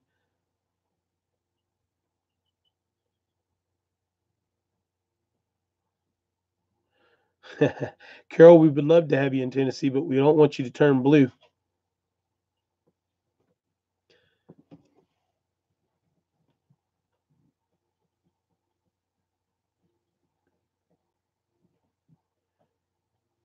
Big Bear's wife, we're going to call her calling in the hogs now.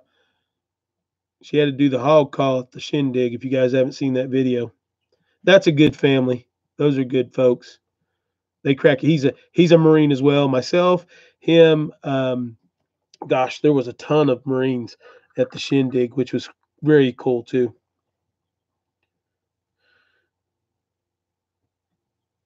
And City Girl Country Heart, I don't know. I didn't look at him close enough. I just shook his hand a lot. He tried to tell me how to respond to Ivan giving me a $400 camera. So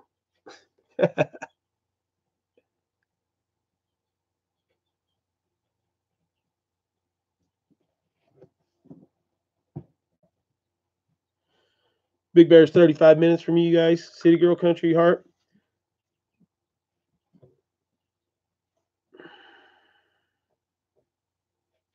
The Tinker's wife's on. Hey girl, how are you?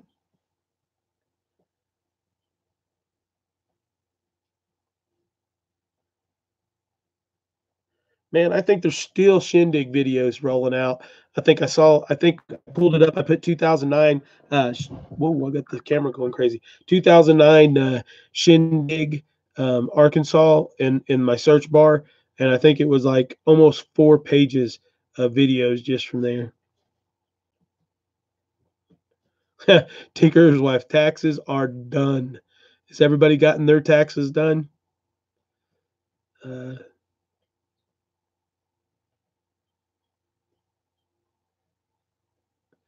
the other life.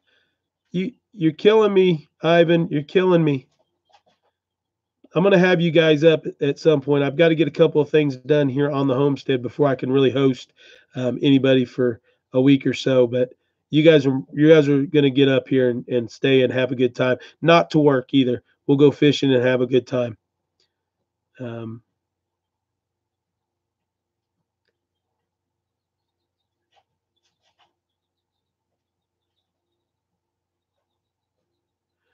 Contented spirit. I mean, tell them to look northeast Tennessee. I actually have had the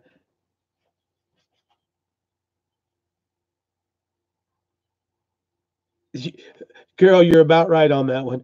But anyway, look in Northeast Tennessee. I told the haulers when they came through when I actually taught that class with Justin, I felt like I was robbed and that Tennessee was robbed. And they kind of laughed and said, "Why?" And I said, "Because you guys didn't even give Tennessee a chance." She goes, "Yeah, we did. We went to Memphis and through Nashville, and every time that they came, even though they were going to Asheville, they always bypassed kind of the Northeast Tennessee area." And I got to explaining to them that the taxes are cheaper, your regulations and stuff are a lot done. Now the homeschool laws are a little different because you have to have a record and stuff. Um, I'll tell Elin she's the reason you started watching. Oh, Single Dad Homesteading, not YouTube. Well, girl, that's why everybody watches Single Dad Homestead is for Elin. Uh, but anyway, Northeast Tennessee is a totally different state and literally has been a totally different state in history. If you know your history, Northeast Tennessee was called Franklin and was a state of its own for a little while during all that stuff. But anyway, yeah, it's a pretty interesting part up here this way. Anywhere from Nashville, um, yeah, you can't judge Tennessee, Nathan from Nashville and Memphis. If you get past Nashville coming toward Knoxville, it starts to change. Once you hit Knoxville, it's a totally different state.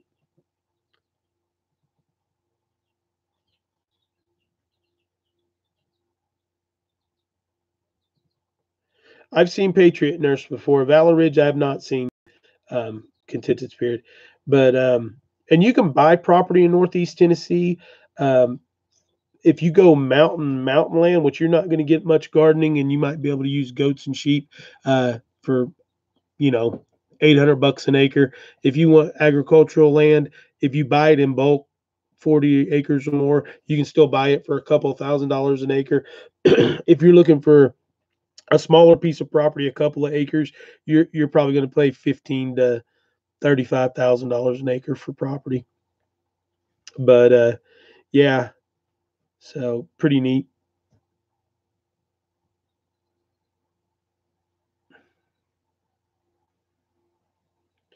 Yeah, the haulers are amazing people. They went through, but the funniest part was that Justin even told them that if they didn't live so close over the mountain, that they would live in Tennessee.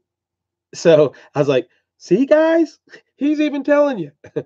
But it is a lot different here. Yeah, the Tinkerer's Wife. Yeah, Tennessee has some great history here in Northeast Tennessee. Uh, there's another. I'm going to show you guys a book for it because a lot of you guys like the gun thing. This is a really neat book.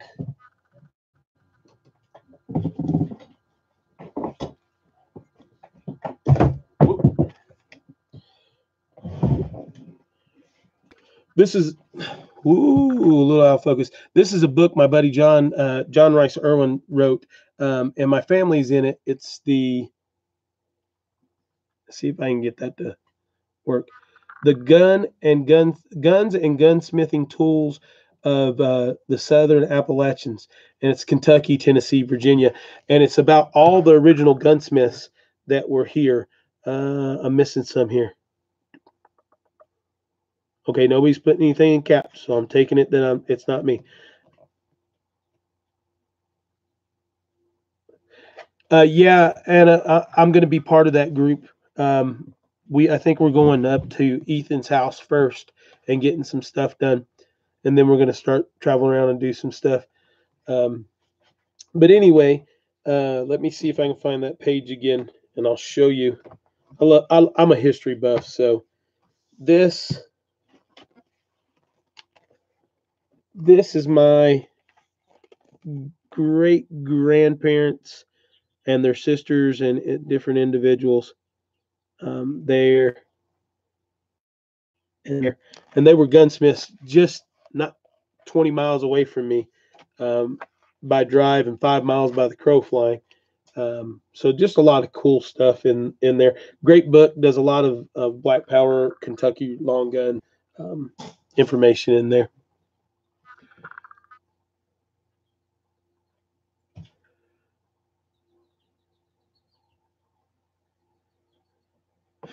Yeah, I was there, City Girl Country Heart, when he said he found that out. Um, I was honored when they said that we were amongst their favorite people to meet um, at the shindig. I mean that's something. It doesn't matter who says that to you. It's like when Anna tells me that she's watching Single Dad Homestead because of Elon. Um, it just makes you feel good. Your heart feels good when uh, the busy little house responded to me responding to one of her videos today the way she did was just I'm just a regular guy, guys. I mean, um, it's not been too long ago that you know we're struggling to get through stuff and make it through, and God's blessed us the whole way. So we've been I've been blessed to have a healthy, beautiful young daughter that's full of life and is as smart as can be, and we're enjoying every bit of it. My family has lived in part of Tennessee before it was Tennessee and before David Crockett came through hunting bear in Obion County.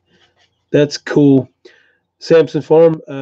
My family is actually direct descendants of Daniel Boone, so that's pretty cool. My great grandfather Paul Black. I talked about him on the last live. Lived to be 100 years 4 months old. Um, had some books and some spelling and some articles that belonged to him and were stolen from by one of my uncles when he was heavily involved in some drugs and stuff. So uh, lots of history, a lot of good families in here. So Tennessee is just a great state all around. I think North Carolina. I think that most states on the East Coast below. Don't get mad at me, New Yorkers and stuff. Below New York in that area and stuff. Which New York, you get upstate New York, and those people are amazing too. But anyway, we've just had some craziness going on. Yes, he did. We're going to have some history lessons on here too.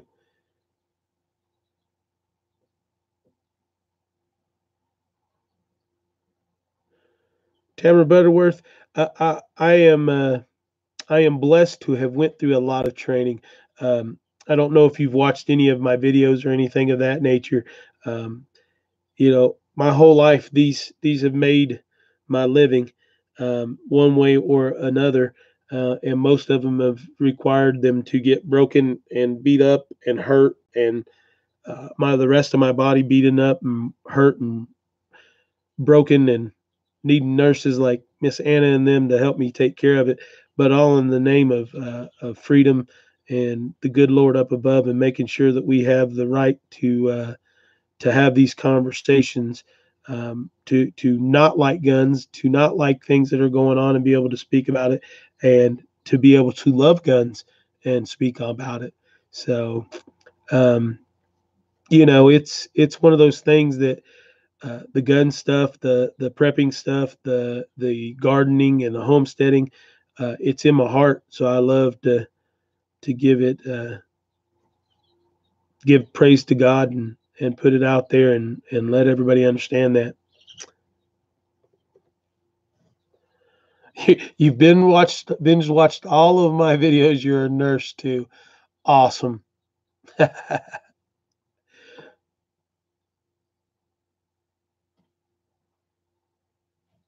You were born in Poughkeepsie. I know how to say that, and I can't say it. New York. Your father had hey. My first girlfriend, one of my first girlfriends in high school, his family is from Syracuse, and I actually went up there, and that's a whole different world. They're more country than we are. Upstate New York is more country than Tennessee by far. So,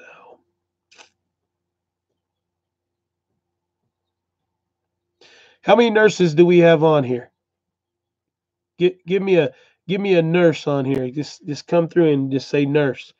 I want to see how many are on there, because you guys are some unspoken heroes. I'm telling you. My ex-wife was a nurse practitioner, and I think she's actually gotten her doctorates now since we've been divorced.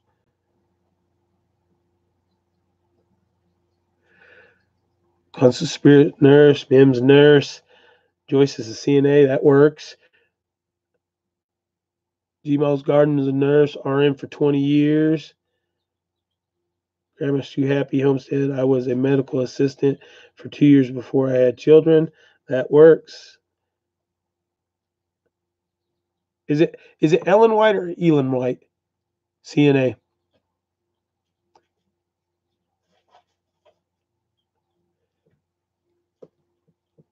That's awesome. We have a lot of you guys on here. That's cool. That's good to know. I was looking at my pie chart that says, my viewers and percentages and stuff like that. And City Girl Country Art, I'll take that. I'll take the daughter of a nurse. That'll be good to go. You have Daniel Boone's song running through your head. That's funny.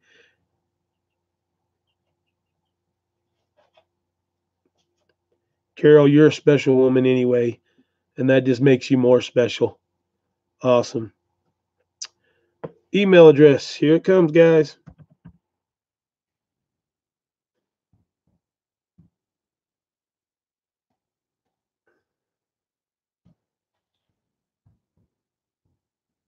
And it does not have to be in all caps. Is it? Oh, it's not going to let me. Hold on. Didn't work.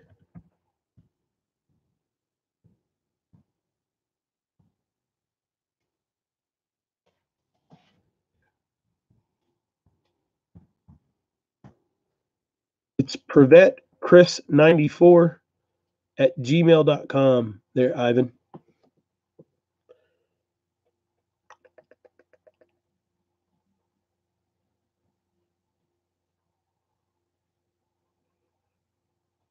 Everybody's gonna give you their email address now, Ivan. You're gonna be getting in trouble with that wife of yours.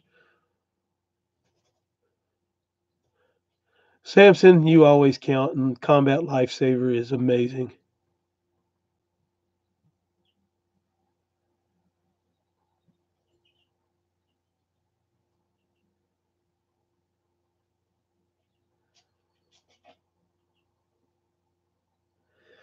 Uh-oh. Mim's done booted herself on a message. Misspelled.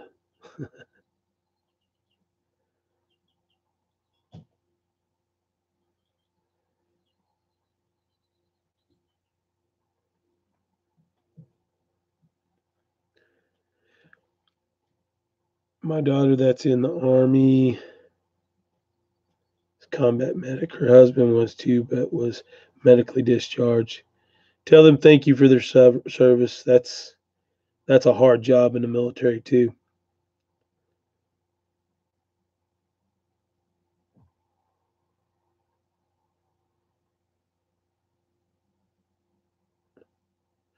Grandma's so happy. I, I'm telling you, I wouldn't be a doctor if I could be a nurse practitioner or a PA. I don't think I'd ever be a doctor.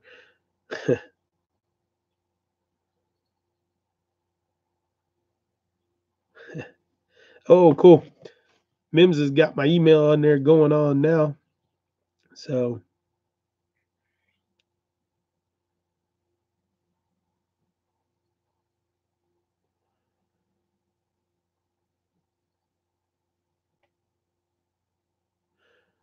got to have people that fight, especially when it comes to the Marine Corps. We love our corpsmen. They were the ones that saved our lives on more than one occasion, and a lot of them could throw down with the best of us. So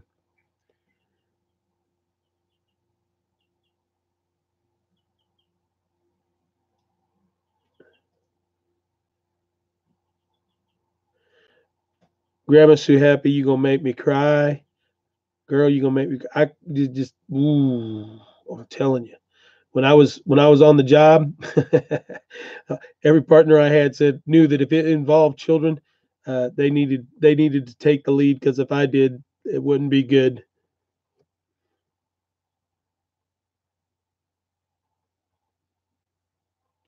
What do I need a link on the about page?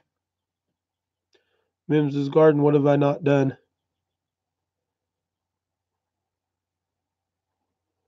She's a special kind of nurse. Yeah, she is. Nurses figure out everything.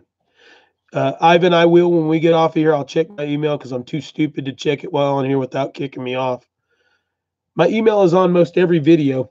If you look down in the content on every video, but I will go put it in the about section along with the address. I still have a lot of stuff to do. I have a buddy who does videography that's got a channel that I'm going to hook up with him and get him to help me out with some stuff. Like this whole Amazon wish list thing, because it's not something that I was thinking about. Because I love getting stuff for Elin and you guys sending her stuff. It's awesome. She loves go check the P.O. box, but that's not why we're doing this. So, uh, but to get it set up, we've had a lot of people asking, so I really want to get it up there. She, you know what, Linda Reiner? She has me wrapped around her finger, but I'm still tough on her. I really am. I get a lot of people fuss at me. That's one of the few things I've been fussed about on Facebook. She was trying to unbutton my shirt on the video and I told her to stop pretty hatefully, not mean or nothing. And I had a lady tell me that I was abusing her. I was like, you don't want to be around when she gets in trouble.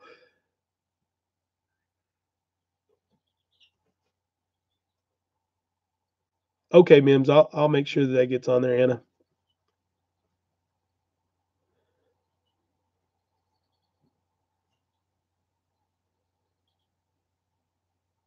Okay, so I have to go into a section of the editor that will keep the email hidden from bots. Gotcha. No, she's not abused at all.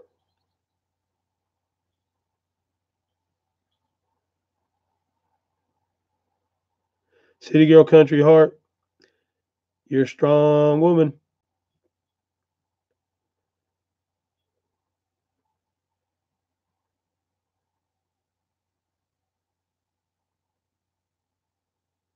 Hey, I correct all the time. Ask anybody at the shindig. I was correcting everybody's youngin'. We were outside. I think when I got kind of missed in the Jess and them didn't realize that I was in town and I didn't have I wasn't watching the lives and stuff on my phone.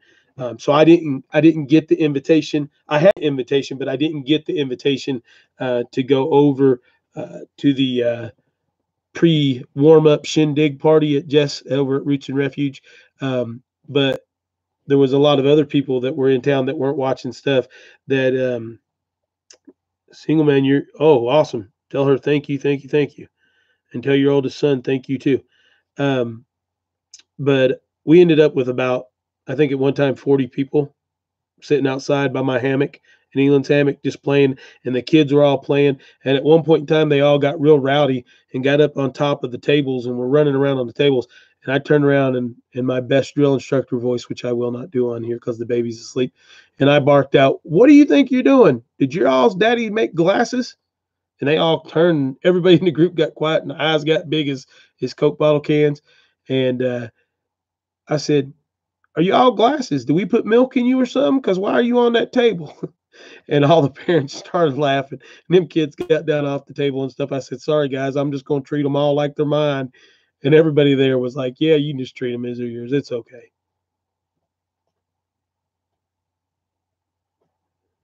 I think Elan's going to always be a daddy's girl, too. I hope. I know everything won't always be perfect, but it's there.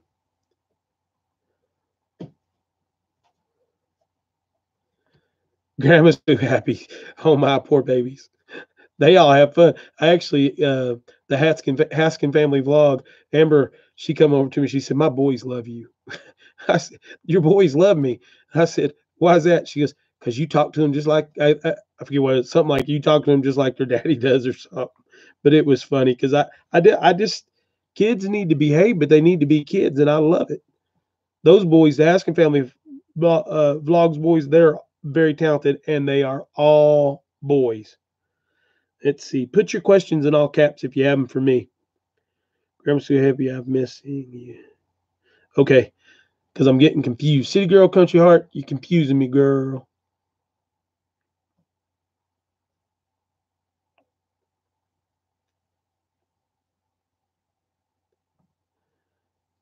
I am firm but fair, Sampson's farm.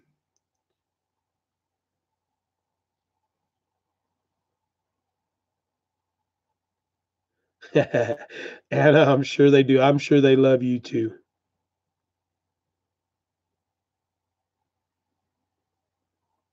Contented spirit, she is very well loved and really really good. We're actually she wants to. I think she's wanting to do a karate class, and she came to me with that one. So we're gonna go get her into some type of a martial arts class, which makes me happy. We'll get her out there and do that. Let's see.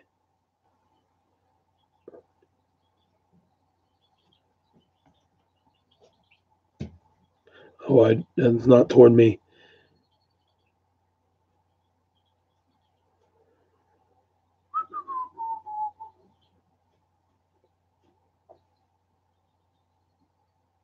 Okay, that's cool, City Girl Country Heart. I'll just look over yours. If I miss a question you have, you need to put like stars or something with it so I know it's a question for me. You had six brothers: Zappa, Hope Thompson, Wounded Soul Refuge. Sorry to hear that. They're hard. It's a hard one to lose, even for us boys.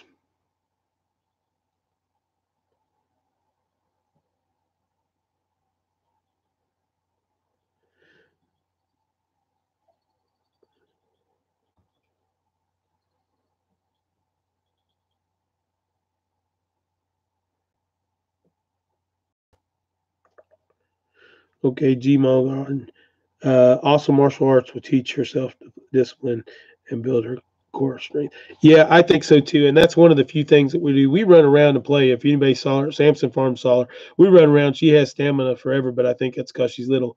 But she needs to be in a sport. I mean, I did everything, and that's what made me stay on the right side of the line and be in law enforcement in the military.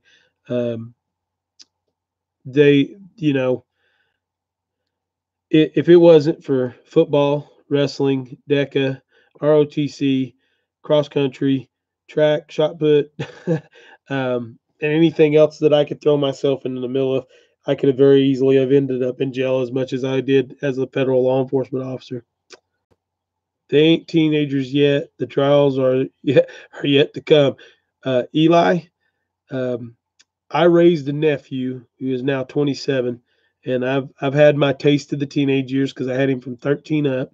He's an amazing man now with 2 children of his own. So I am a peduncle, a papa uncle, and he's a great young man. But man, he had the teenage years. So I invested in duct tape and a big padlock for the closet door. So I got it covered, and lots of guns.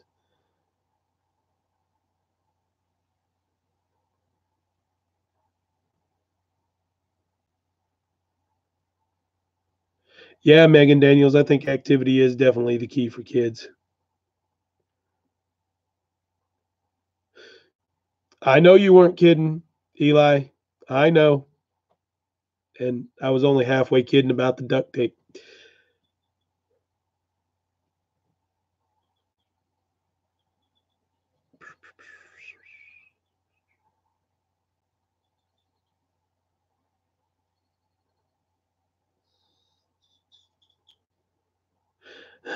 Gmo Guards is just snickering at us. Yeah, contented spirit. I think keeping him busy is great. Frankie Kupek, hi from Chicago. Hey, buddy. How are you? Or young lady, how are you tonight?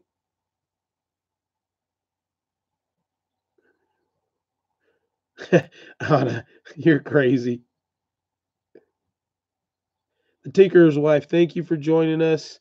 Uh, we are going live tomorrow at 10 o'clock Eastern Time, 9 o'clock Central, and we're going to be discussing gun safety, cleaning, things of that nature. And always we'll talk about the Lord and stuff like that, so just be ready.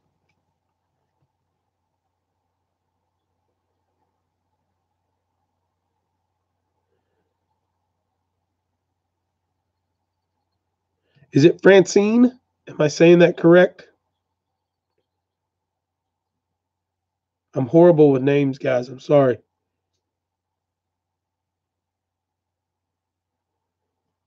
Rhonda McAllister. I've showed the outside of the house, but I have not gotten to the inside. I'm getting ready. My mom is actually coming up. We have a big barbecue to celebrate the life of my sister we lost a couple years ago.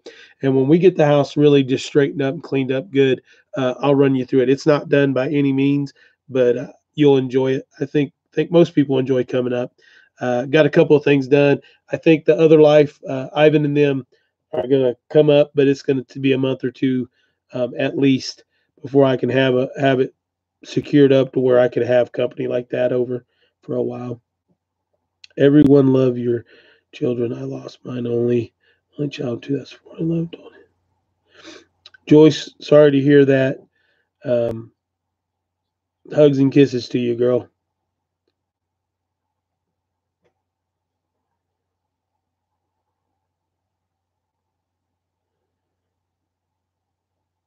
City Girl Country Heart. This is kind of funny. This ceiling here, it's all tongue and groove, 6-inch tongue and groove, knotty pine, and the whole house is done with this pretty much. But this stuff on the ceiling, I have a buddy in Greenville, Tennessee, that owns a um, that I saw something pop up there. I'm sorry. That he called me and he said, Chris, I've got a bunch of 6-foot ends. They're only 6 feet long. Um, all the tongue and groove like you've been buying. He said, you interested in it? I'll sell it to you for like, I think I bought it for 23 cents a foot. So I bought a whole pallet of it. And the idea is that everything's done. And then there'll be a bold piece of trim that runs right down through here. And then I don't want to move the camera. I might be able to move the camera, this new camera. Let me see if I can move this and show you just the ceiling. So you have the two different, you'll have a big string comes through here. There'll be a piece of trim. And then as you go over, you'll see that the ceiling is not done in the kitchen area. And the reason for that is, let me put you back on here. Sorry for the movement. And the reason the ceiling isn't done is because there's 2-inch by 32-inch copper plates that will be staggered at different levels, and each one hand punched. That will be the ceiling in the kitchen, with reset lights and vents. Because I have a Pioneer Maiden wood cook stove that would probably heat a 3,000 square foot home, and I got to have a way to vent it through to the upstairs. So I'm going to use the entire kitchen ceiling with the copper plates to do so. But thank you. I love all the wood too. When I show you the upstairs, you'll enjoy it. Everything's got 12.5 foot ceilings. Um, so I think it's going to look beautiful too. The panels have been sitting over here for 6 months for me to get done. I've just not been able to work on it during the winter because I don't want to have because I'm going to have to glue the panels to plywood and then do everything and then affix them. So thanks, Rhonda. Joyce, we did build. My father is. I'm lucky. My father was in the construction business for 60 something years. He decided to retire, and within 6 weeks of him retiring, I put him to work helping me on my house. But I have been hands on with everything on this home. All the finished work inside, except for the trim around the windows, has been myself. My dad does this beautiful shadow box, and you'll see those when I do the house tour. Shadow box deal around the windows, and he's done those, and it's awesome. So yes, we have built it. Our house is 16 by 26, 2 stories, and then we just built on a 12 by 21 foot addition. It was going to be a screened-in porch, but then it was cheaper for me to put big sun windows in it, so I'm just going to make it into a third bedroom. So when Elon's half brother and my former stepson, he's still my son, Eli, you'll see him in a couple of the videos if you watch. He comes over. He'll have his own room because he's getting older. He comes about every 3 weeks and stays with us. So, but yeah, we have enjoyed that immensely. We still got 29 people on. That's cool, and 42 likes. So we'll go for a little bit longer. I'm not jumping off because I can use. You guys all know I can use all those hours I can get.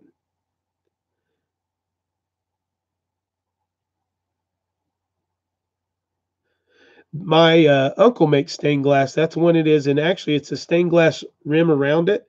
This rim right here is all stained glass, but the actual flower is carved. It's carved into the glass, and then my mother painted it. This is kind of stuff my mother does that will be at Old Oak Festival at Tusculum College Friday, Saturday, and Sunday of this week. She's got some cool stuff, some cool garden signs and stuff. And her and my sister do this thing with old bicycle rims where they do my oldest sister's a florist, but there's flowers on one side and then the tires painted, and they're really cool. If you have anybody that likes to cycle and stuff, it's really cool for them. So, Tamara Butterworth, good night.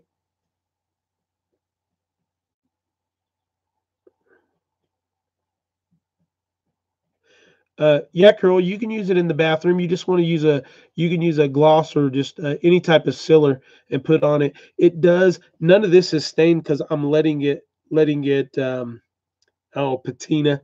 You can still see there's chalk in places on the ceiling right here. But yeah, you can, I'd put some type of a sealer on it and it won't buckle as long as you do both sides. Don't just do one, stain both sides and then put it up. And this is the easiest material to put up, period. As long as you make sure the first piece is level and then make sure that the tongue seats into the groove. So easy.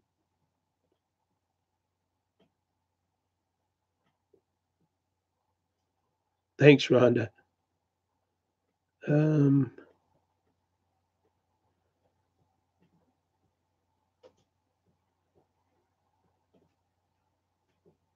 Francine, yes, I homeschool my daughter.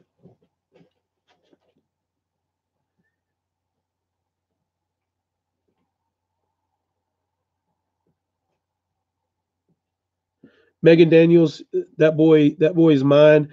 Um, his dad, I mean, his dad tells me treat him like he's yours anyway. You already do. You treat him as good as I do. So that's awesome. And the funny part is that if me and his daddy would have met in a dark alley, it would not have ended well when our both of our mutual ex-wife was in the picture, because she had us both thinking we were both evil people. And once she decided she was going to leave, we got together and actually retained the same lawyer and did all the child custody stuff together. Um, and are best of friends now. He is one of the few people. I've got something on my screen from spitting kombucha on it during the Roots and Refuge live. Like 6 times they had me laughing so hard. So I still got kombucha on my screen on my laptop. But anyway, back to the other. Um, he's one of the few people that I will call up if I need to and say, "Hey Scott, will you can you keep Elon for a couple hours?" Um, a lot of you that don't know that I have her on my own. Uh, for Francine in those years, I've got my daughter. She's 5. I have sole custody of her, with only supervised visitation, and her mother is a professional. She's not a dope head or nothing. And but anyway, that's a different story. We can have in person if we ever meet. But she, I don't know how I was going with Eli. Uh, she left Elin, Eli, and their older sister, um, all three, and me and the daddies take care of them. We're good to go. We love them to death. Semper Fi, hoorah! But you improvise, adapt, overcome, and your children are your children. I said that on the last live. If you can lay down with a man or a woman and you can have a baby, you need to be man and woman enough to stick around and take care of them. If you're in an abusive relationship, hell yeah, get out. Excuse, that's the only time you've ever heard me cuss on here, and it was just the HELL. Um, get out, get out of that situation. That is not someplace for children to be, or you to be. So definitely. But I am not proud. I've said this before. I am not proud of being a single dad. I'm proud of being a father, but I'm not proud of being a single dad. And it breaks my heart that Elin doesn't have a mother, and she never has. My younger sister is the closest that passed away, was the closest thing that she's had to a mom. And you know it's just it's hard.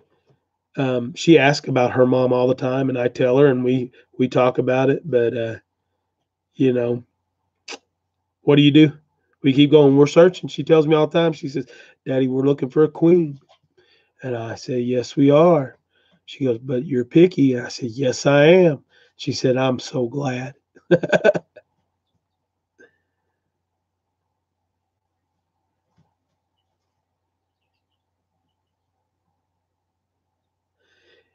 Yeah, contented spirit.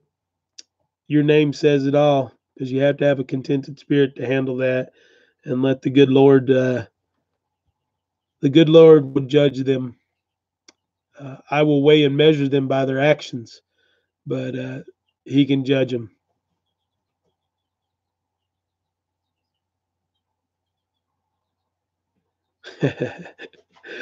Eli, preach it, brother.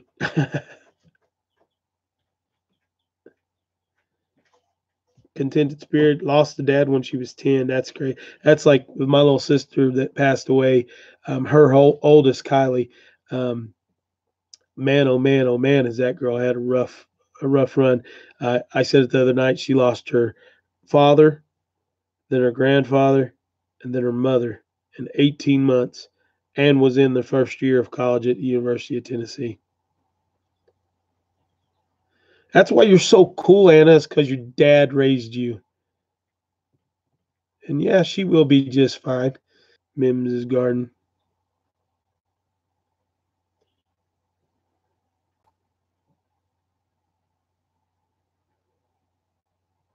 Grandma Suey, preach it, lady. Come on. Yep. So my nephew, that I raised my oldest sister. I raised him from 13 uh, up through college, and I can remember as plain as day. I had him at 13 and about 14 and a half, 15 years old. His dad's never been in the picture. He's a doctor. See that? And he called him one day and just asked him. He's like, "Why hadn't you been here?"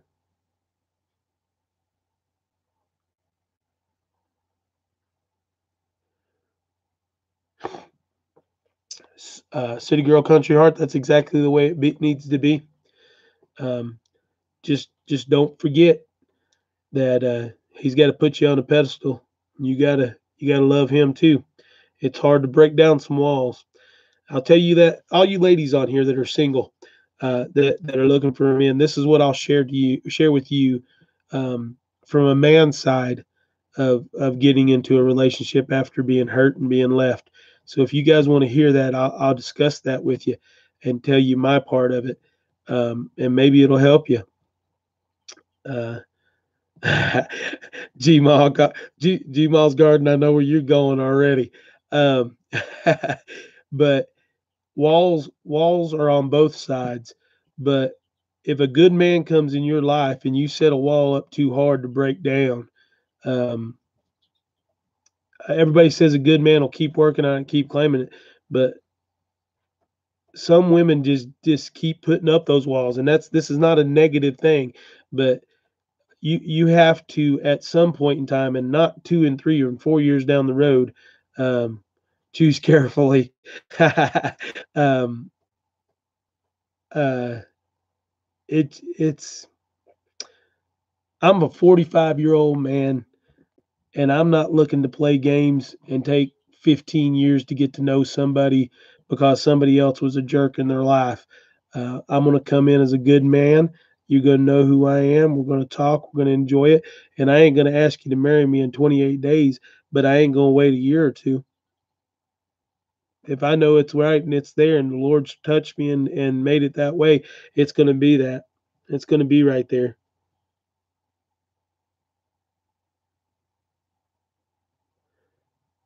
City girl, country heart. Good answer. And that's what that man will want to hear too. And if he's any type of man, your kids are going to go first anyway. He's going to step to the side and let those look to walk together. They don't have to go first. If he's a daddy and he's a father, even if it's a stepfather, he's going to be walking right beside you. And when trouble comes, he's going to step out front and take all that heat, because that's called being a man. We've taken young men in this country and taken away the ability to be a man. Boys aren't allowed to be boys. Uh, we tell them they can be anything that they want to be sexually and anything else. We tell them they can't be roughhouse and they can't do this, that, and the other. Uh, Boys are boys. By God, if you want somebody that's going to be able to do this and hold you tight and give you that love and everything you want, and and at night keep you warm, and then the day keep you protected and provide for you the way that he needs to provide, um, you know, by God, you better be looking for a man and not a boy.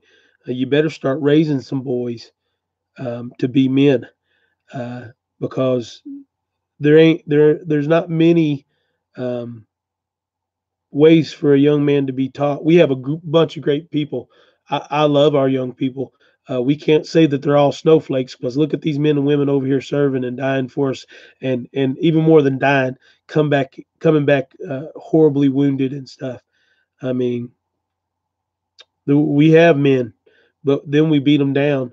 Um, I think it's a shame that a man can't walk up to a woman and tell her that she's beautiful in a respectful way, or a man can't have enough courage to walk up and say, "Would you like to go have a cup of coffee? Would you like to go on a date?" But we have scumbags that walk up and catcall and say every rude comment they can to a woman and get a date. How is that? We're not raising women anymore either. We're telling women to be in men's roles, and a woman can do anything. My daughter is going to be a strong enough woman to be able to do anything, but she's going to also have the knowledge in her head to know that when she finds a good man, a good God-fearing man, it's okay for her to step back and relax and allow him to be a man. Um, hopefully, hopefully she'll have the common sense enough to do that. And if she wants what daddy is, then she'll gain that um, in whoever she chooses to be with. But man, that's one that scares me. Let me see. I tell my kids got one on.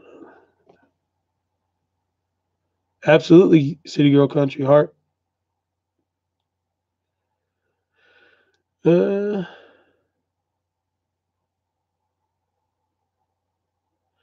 Grandma Sue, we have a lot of people that claim to be Christians and don't have a clue of what a Christian is. Our churches, our church has let us down so bad. Um, I think one of the dirtiest words in our vocabulary in modern society is the word Christian, and not because of what the biblical sense is, but what the modern day society sense is. And I said this the other night: if you have a preacher in your church, I want you to look at the preacher or pastor in your church.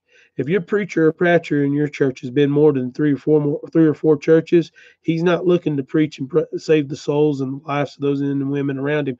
He's a preacher that's looking for money because he's done something to better himself at every church that he's went through, or he's put himself into a political problem into that church where he's not.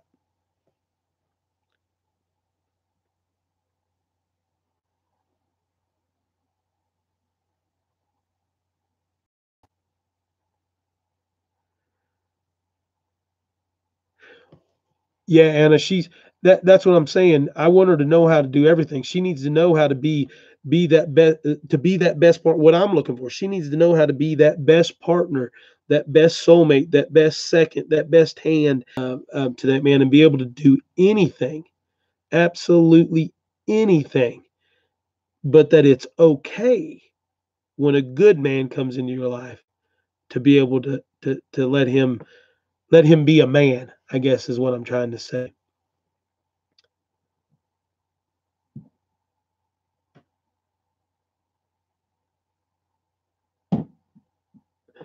They can, Carol, they can. I think Elin just woke up. I heard her little feet up there. I might have got a little loud on that last one. Francine, we are. We don't defend what the Bible is supposed to be about. We defend what that box is that we walk in the front door and see all of our buddies and our friends and our social club that we call a church. And don't get me wrong, guys. I'm not beating up everybody, but I'm saying most of them are. Dr. William Brown, if you can go on and find any tapes on him, he's a he's a double doctorate in theology and actual Middle East. And he said once in a class that I was or a speech that I was given to a political organization, one of the bigger ones. I've said that before. I've spoken all over the country. Um, he said, I can go on any Sunday and see the best CEOs of the world speak. He said, I walk into any church and see it. He said, because it's not about the church anymore. It's about, okay, if I can get to this bigger church, or how much money can I raise to make this youth all come on, or can I get enough money to send a group of people to South America when their neighbor's laying in a ditch? Or you got a family, especially around here, you got a family living back in the country that don't have shoes, that are kids are running around dirty, and it's not because they're homesteader kids, it's because they don't have money to put on their feet. Or you got a family downtown that in a big city that can't afford to keep the heat on, and they're living in a slumlord's junk home, um, like animals, you know.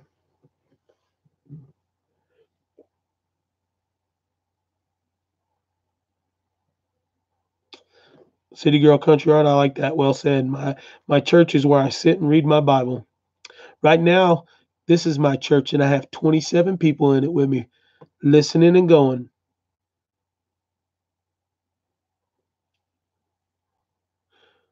Grandma Suey, you were on here for my last preaching session. Hey, Bullfrog Swamp, Homestead, welcome. I didn't see you come on there. Good to go, brother. I'm glad you at least came by and said hi.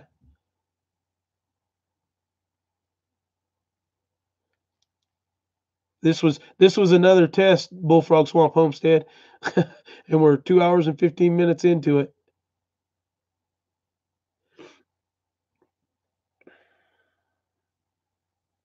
We need to find She Moved Mountains a good man too. She seems to be like seem to be a very fine young woman there that's got her priorities straight and got her heart and mind in the right place. She might smack me through the internet here in a minute. She might YouTube smack me. Uh, you're welcome, She Moved Mountain. What's your name, She Moved Mountains? I know I've asked this before.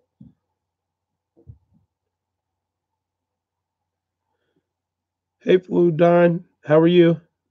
Floyd Darren, where are you from? Oh, I know who you are. I had a seat. Floyd Floyd Darren, Floridian, I think is what that's supposed to be. I know who you are from your picture there. Sorry, buddy.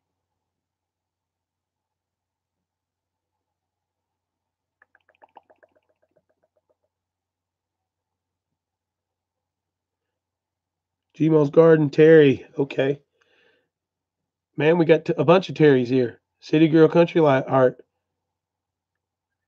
Katie. I knew that already. She moved out. I'm bad. I'm sorry. Yep, the Swede is in the house. Good. Thank you for joining us, brother. We're talking about all kinds of craziness. I got on here to test out a new webcam, just like the last one, because I'm going to start my live tomorrow, 10 Central, U.S. time, 10 Central, 10 Eastern, 9 Central. We're going to go on and talk about some gun safety and some things like that. My name is Ivan. Think of Ivan the Terrible. That's funny.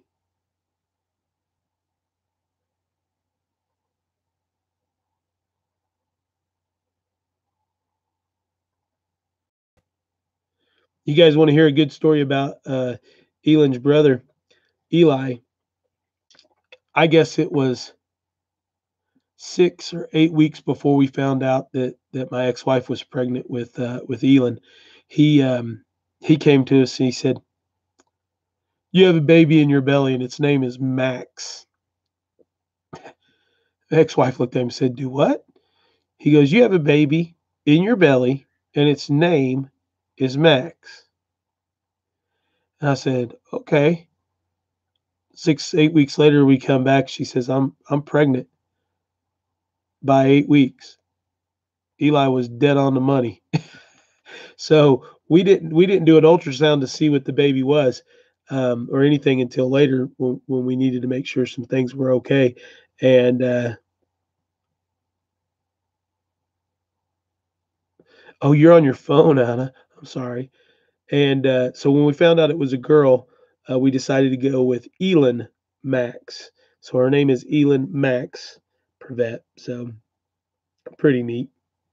But he was dead on it. And I want to fling my phone all across the room all the time.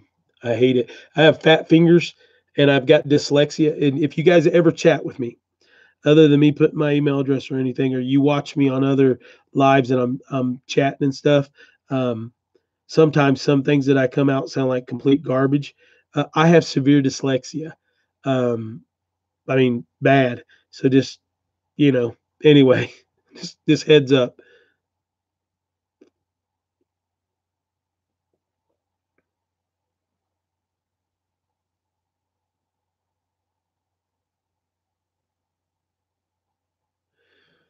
My daughter got a good one.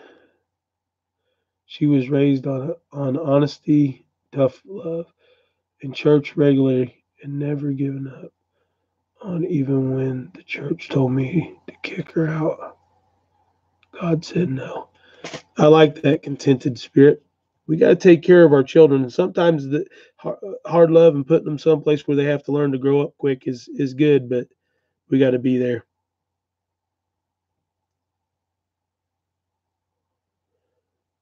Yeah, dyslexia is one of those ones that hits you hard. It causes you lots of issues. I had a beautiful teacher by the name of Judy Odom that really changed my life. In ninth grade year in high school, they wanted to put me in a special education resource class because my reading level was so low. Um, and Judy Odom and her sons and I played football together, and she just happened to be God once again stepped in, happened to be walking by the counselor's office when they were telling me they were putting me into a resource class, and she stepped in and she said, "You just need to be quiet, and I'm taking this young man and I'm putting him in my English class, and I'll make room for him." And anyway, she took me in. I was reading on a AP level when I graduated high school, and it was because she taught me the proper way to handle dyslexia, and you know, it was awesome. So I just had a question I think I saw there from.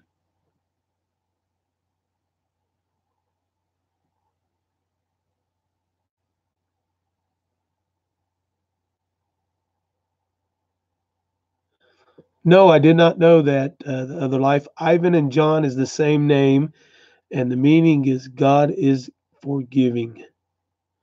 I like that. Nice, nice. So, um, here's what I'll share with you guys since we're on here late. We'll do this one. We'll take it to 2 hours and 30 minutes. So 9 more minutes, 8 more minutes, and then we'll call it a night on here, at a nice round 2 hours and 30 minutes. But I'm actually, if you've not watched my How We Got Here video, I'm actually disabled. Um, and a lot of things I have to kind of work around. I've had 9 knee surgeries, a shoulder surgery. My back's jacked up, my hips are jacked up, and I know a lot of you guys will understand this. Samson Farm will understand this, but just from what I've done, like I said earlier, my whole life has been about beating up and abusing my body, um, for my fellow man and woman kind. Um, so I'm I'm here. Kind of the underlying story of what I try to do is, I don't talk about it a lot. I try to help out as many veterans as I can, but also anybody that's got a disability that lets them do. I'm a big old boy. I'm big and strong. My arms are strong and stuff, but I've not been in a gym in forever. I get my workout here on the farm and stuff, and you really, really have to do things different. I can do one thing and be down for a month, my back will go or whatever. Um, so it's nuts. Carol, you have dyslexia too?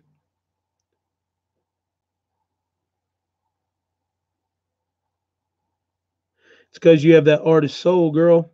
You got to know how it goes. Um, the I think dyslexia is just getting it figured out.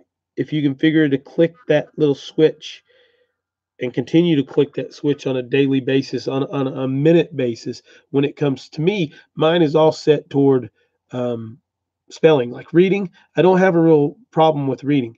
If I read and stuff, I can get through most everything. If I'm reading, I might have to read it twice to get stuff done. Like when we were doing the touche thing there earlier, I just glance at it and it read as touchy in my head. So I have to really take and pay attention to that. So that's where my problem runs. But I have a good friend who I actually got my Pioneer Maidenwood cook stove from. Her name was Velvet. She passed away here probably 7 years ago. She had severe dyslexia, and she actually wrote in her own writing, her own language. And we found some diaries and stuff of hers. And she had a friend who did a translation for her. She would tell her friend, and her friend translated stuff so that there was a document so people could read what she had written. It was pretty crazy.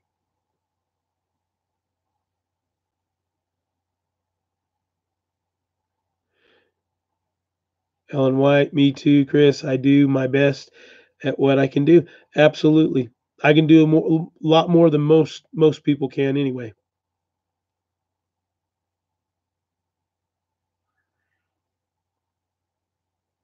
Linda Reiner. So the other life, Ivan. So that would make you God the forgiving, the terrible.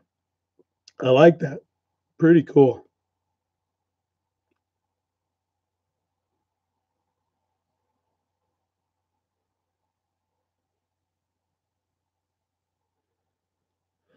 'Let's see, where am I at?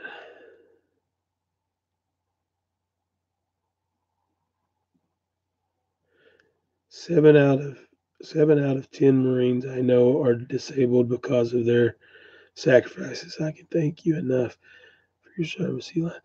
Eli, thank you, buddy, but you don't have to thank me because it was an honor to be able to do what I did for this country.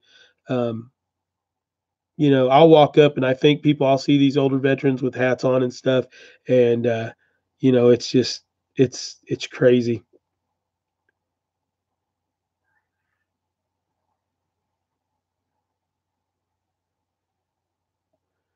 Yeah. Um, I'm going to tell you guys a story from when I did one of my speaking arrangements that may make you open your eyes a little bit, and this will be the last one I think we'll get through to do there and maybe read some comments, especially for like Eli and Samson and you guys that have served and you ladies that have served or have family members that are serving. I did the Tea Party convention, national convention in Chattanooga, Tennessee, and um, got all the way through, and I got choked up at one part where I was talking about the American flag and that you have the right to burn that flag, but I have the right to defend that flag. And if I find it, in my opinion, to be something that's wrong and the way you're doing it, then I'm going to defend that flag because every thread in that flag represents the blood. Every thread, every inch, every centimeter of thread in that flag rests rest upon the blood and the sacrifice of men and women that have given the ultimate price for this country. So when you burn it, you're burning each one of those individuals. And I went through this whole thing, and I was talking about that.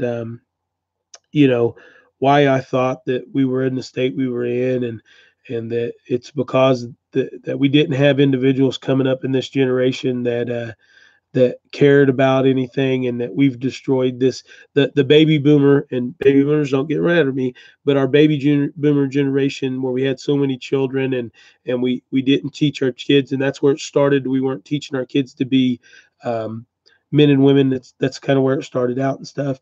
And I went through this whole thing, and I had a gentleman come up to me, very fortunate for him to be there. He was 90 some odd years old at the time, World War II veteran. And he walked up and he said, "Young man," he said, "I want to tell you," he said, uh, "Eli, you're really going to enjoy this story now. So just hold on." He says, I loved your thing. I think we need more people like you." He said, "But you were wrong about one thing." And I said, "Okay." I said, what was I wrong about, sir?" I said, I'd love to know that." And he said, "Baby boomer generation didn't destroy this country." He said, "The men and women coming back out of World War II destroyed this country." And I kind of, Ivan did. This is going to be kind of my Ivan look from now on. Uh, I'm shocked. And I said, "Brother, you guys are the greatest generation ever. How do you get that you're the one?" He said, "Let me explain something to you, son." He said, "I went off and I fought in the greatest war in the world. We went in for a great situation. We uh, we defended this. We were the greatest men in the world, greatest generation. Our ladies stepped up and took care of home." He said, "But that's where it ended." He said, "We came home and we shut our churches on Sunday so our stores could stay open." He said, "We had to have a house in the city and a house in the mountains or at the ocean. Our wives from now on had to stay at work because we couldn't afford to keep up two houses. So we both had to work, so nobody raised our children." He said, "We had to have a washer and dryer. We had to have this. We had to have that. We had to put our kids through college because, we had to do all this stuff." And I'm like, wow, I've never looked at it that way. And he goes, "I'm telling you," he said, "the brothers that I fought in war with and the sisters that took care of us and they took care of home, we were the greatest nation. but we're the ones that dropped the ball. We dropped the ball. We created that baby boom. We created all this stuff that's coming out. We didn't teach our kids to be men and women. We weren't home to do so. We no longer had a father in the household. He worked the whole time. We no longer had a mother in the household because she had to work all the time. We allowed our government to come in and take complete power over the household. Our children stayed in school for 12 hours a day. How much does that sound familiar now? We take our kids and we drop them off at 6 o'clock in the morning to early care, and we don't pick them up till 6 or 7 o'clock at night. Who's raising your child? I understand sometimes you can't help it, but who's raising your child? How do you have a right to say something if you're not raising your child? Even though you think you're doing the right thing, your child's at school for 12 hours a day. You come home and see them for an hour and feed them, and you put them in bed and they sleep for another 9 hours and they get up. The school's raising them, so that's why they're getting no God. They're getting no real upbringing as a whole. They get it on the weekend, maybe. That's it. So when he told me that, I mean, it just changed my whole perspective on when we change. So, you know, it just grabbed a hold of me, and it's crazy. Now we're over my 2 hour and 30 minute thing. So with that said, I'm going to say good night to everybody. If anybody wants to make a comment here and everything, we'll, yeah, they are getting politically indoctrinated, Anna. It's good. I'm a kindergarten teacher, and many of my students are in the building for 11 hours, 5 days a week. See, Francine, that's what I'm talking about. And how many, and honestly, how many good teachers do we have anymore? And that's not putting teachers down, but we've got younger people coming into our teaching situation that been told, you can't tell them they're a boy, you can't tell them they're a girl, you have to refer to them who they are. You can't discipline them, you can't do this, and it's just, you know, it's crazy. All right, guys. As always, God bless. Live with what God gives you. I love every one of you. Thank you for coming on and supporting us tonight. And we'll see you tomorrow, 10 o'clock Eastern Time, 9 o'clock Central. And we're going to talk about some stuff. Moderators, thank you. Everybody go give them a shout out. Go over and watch all their videos. And we shall see you tomorrow.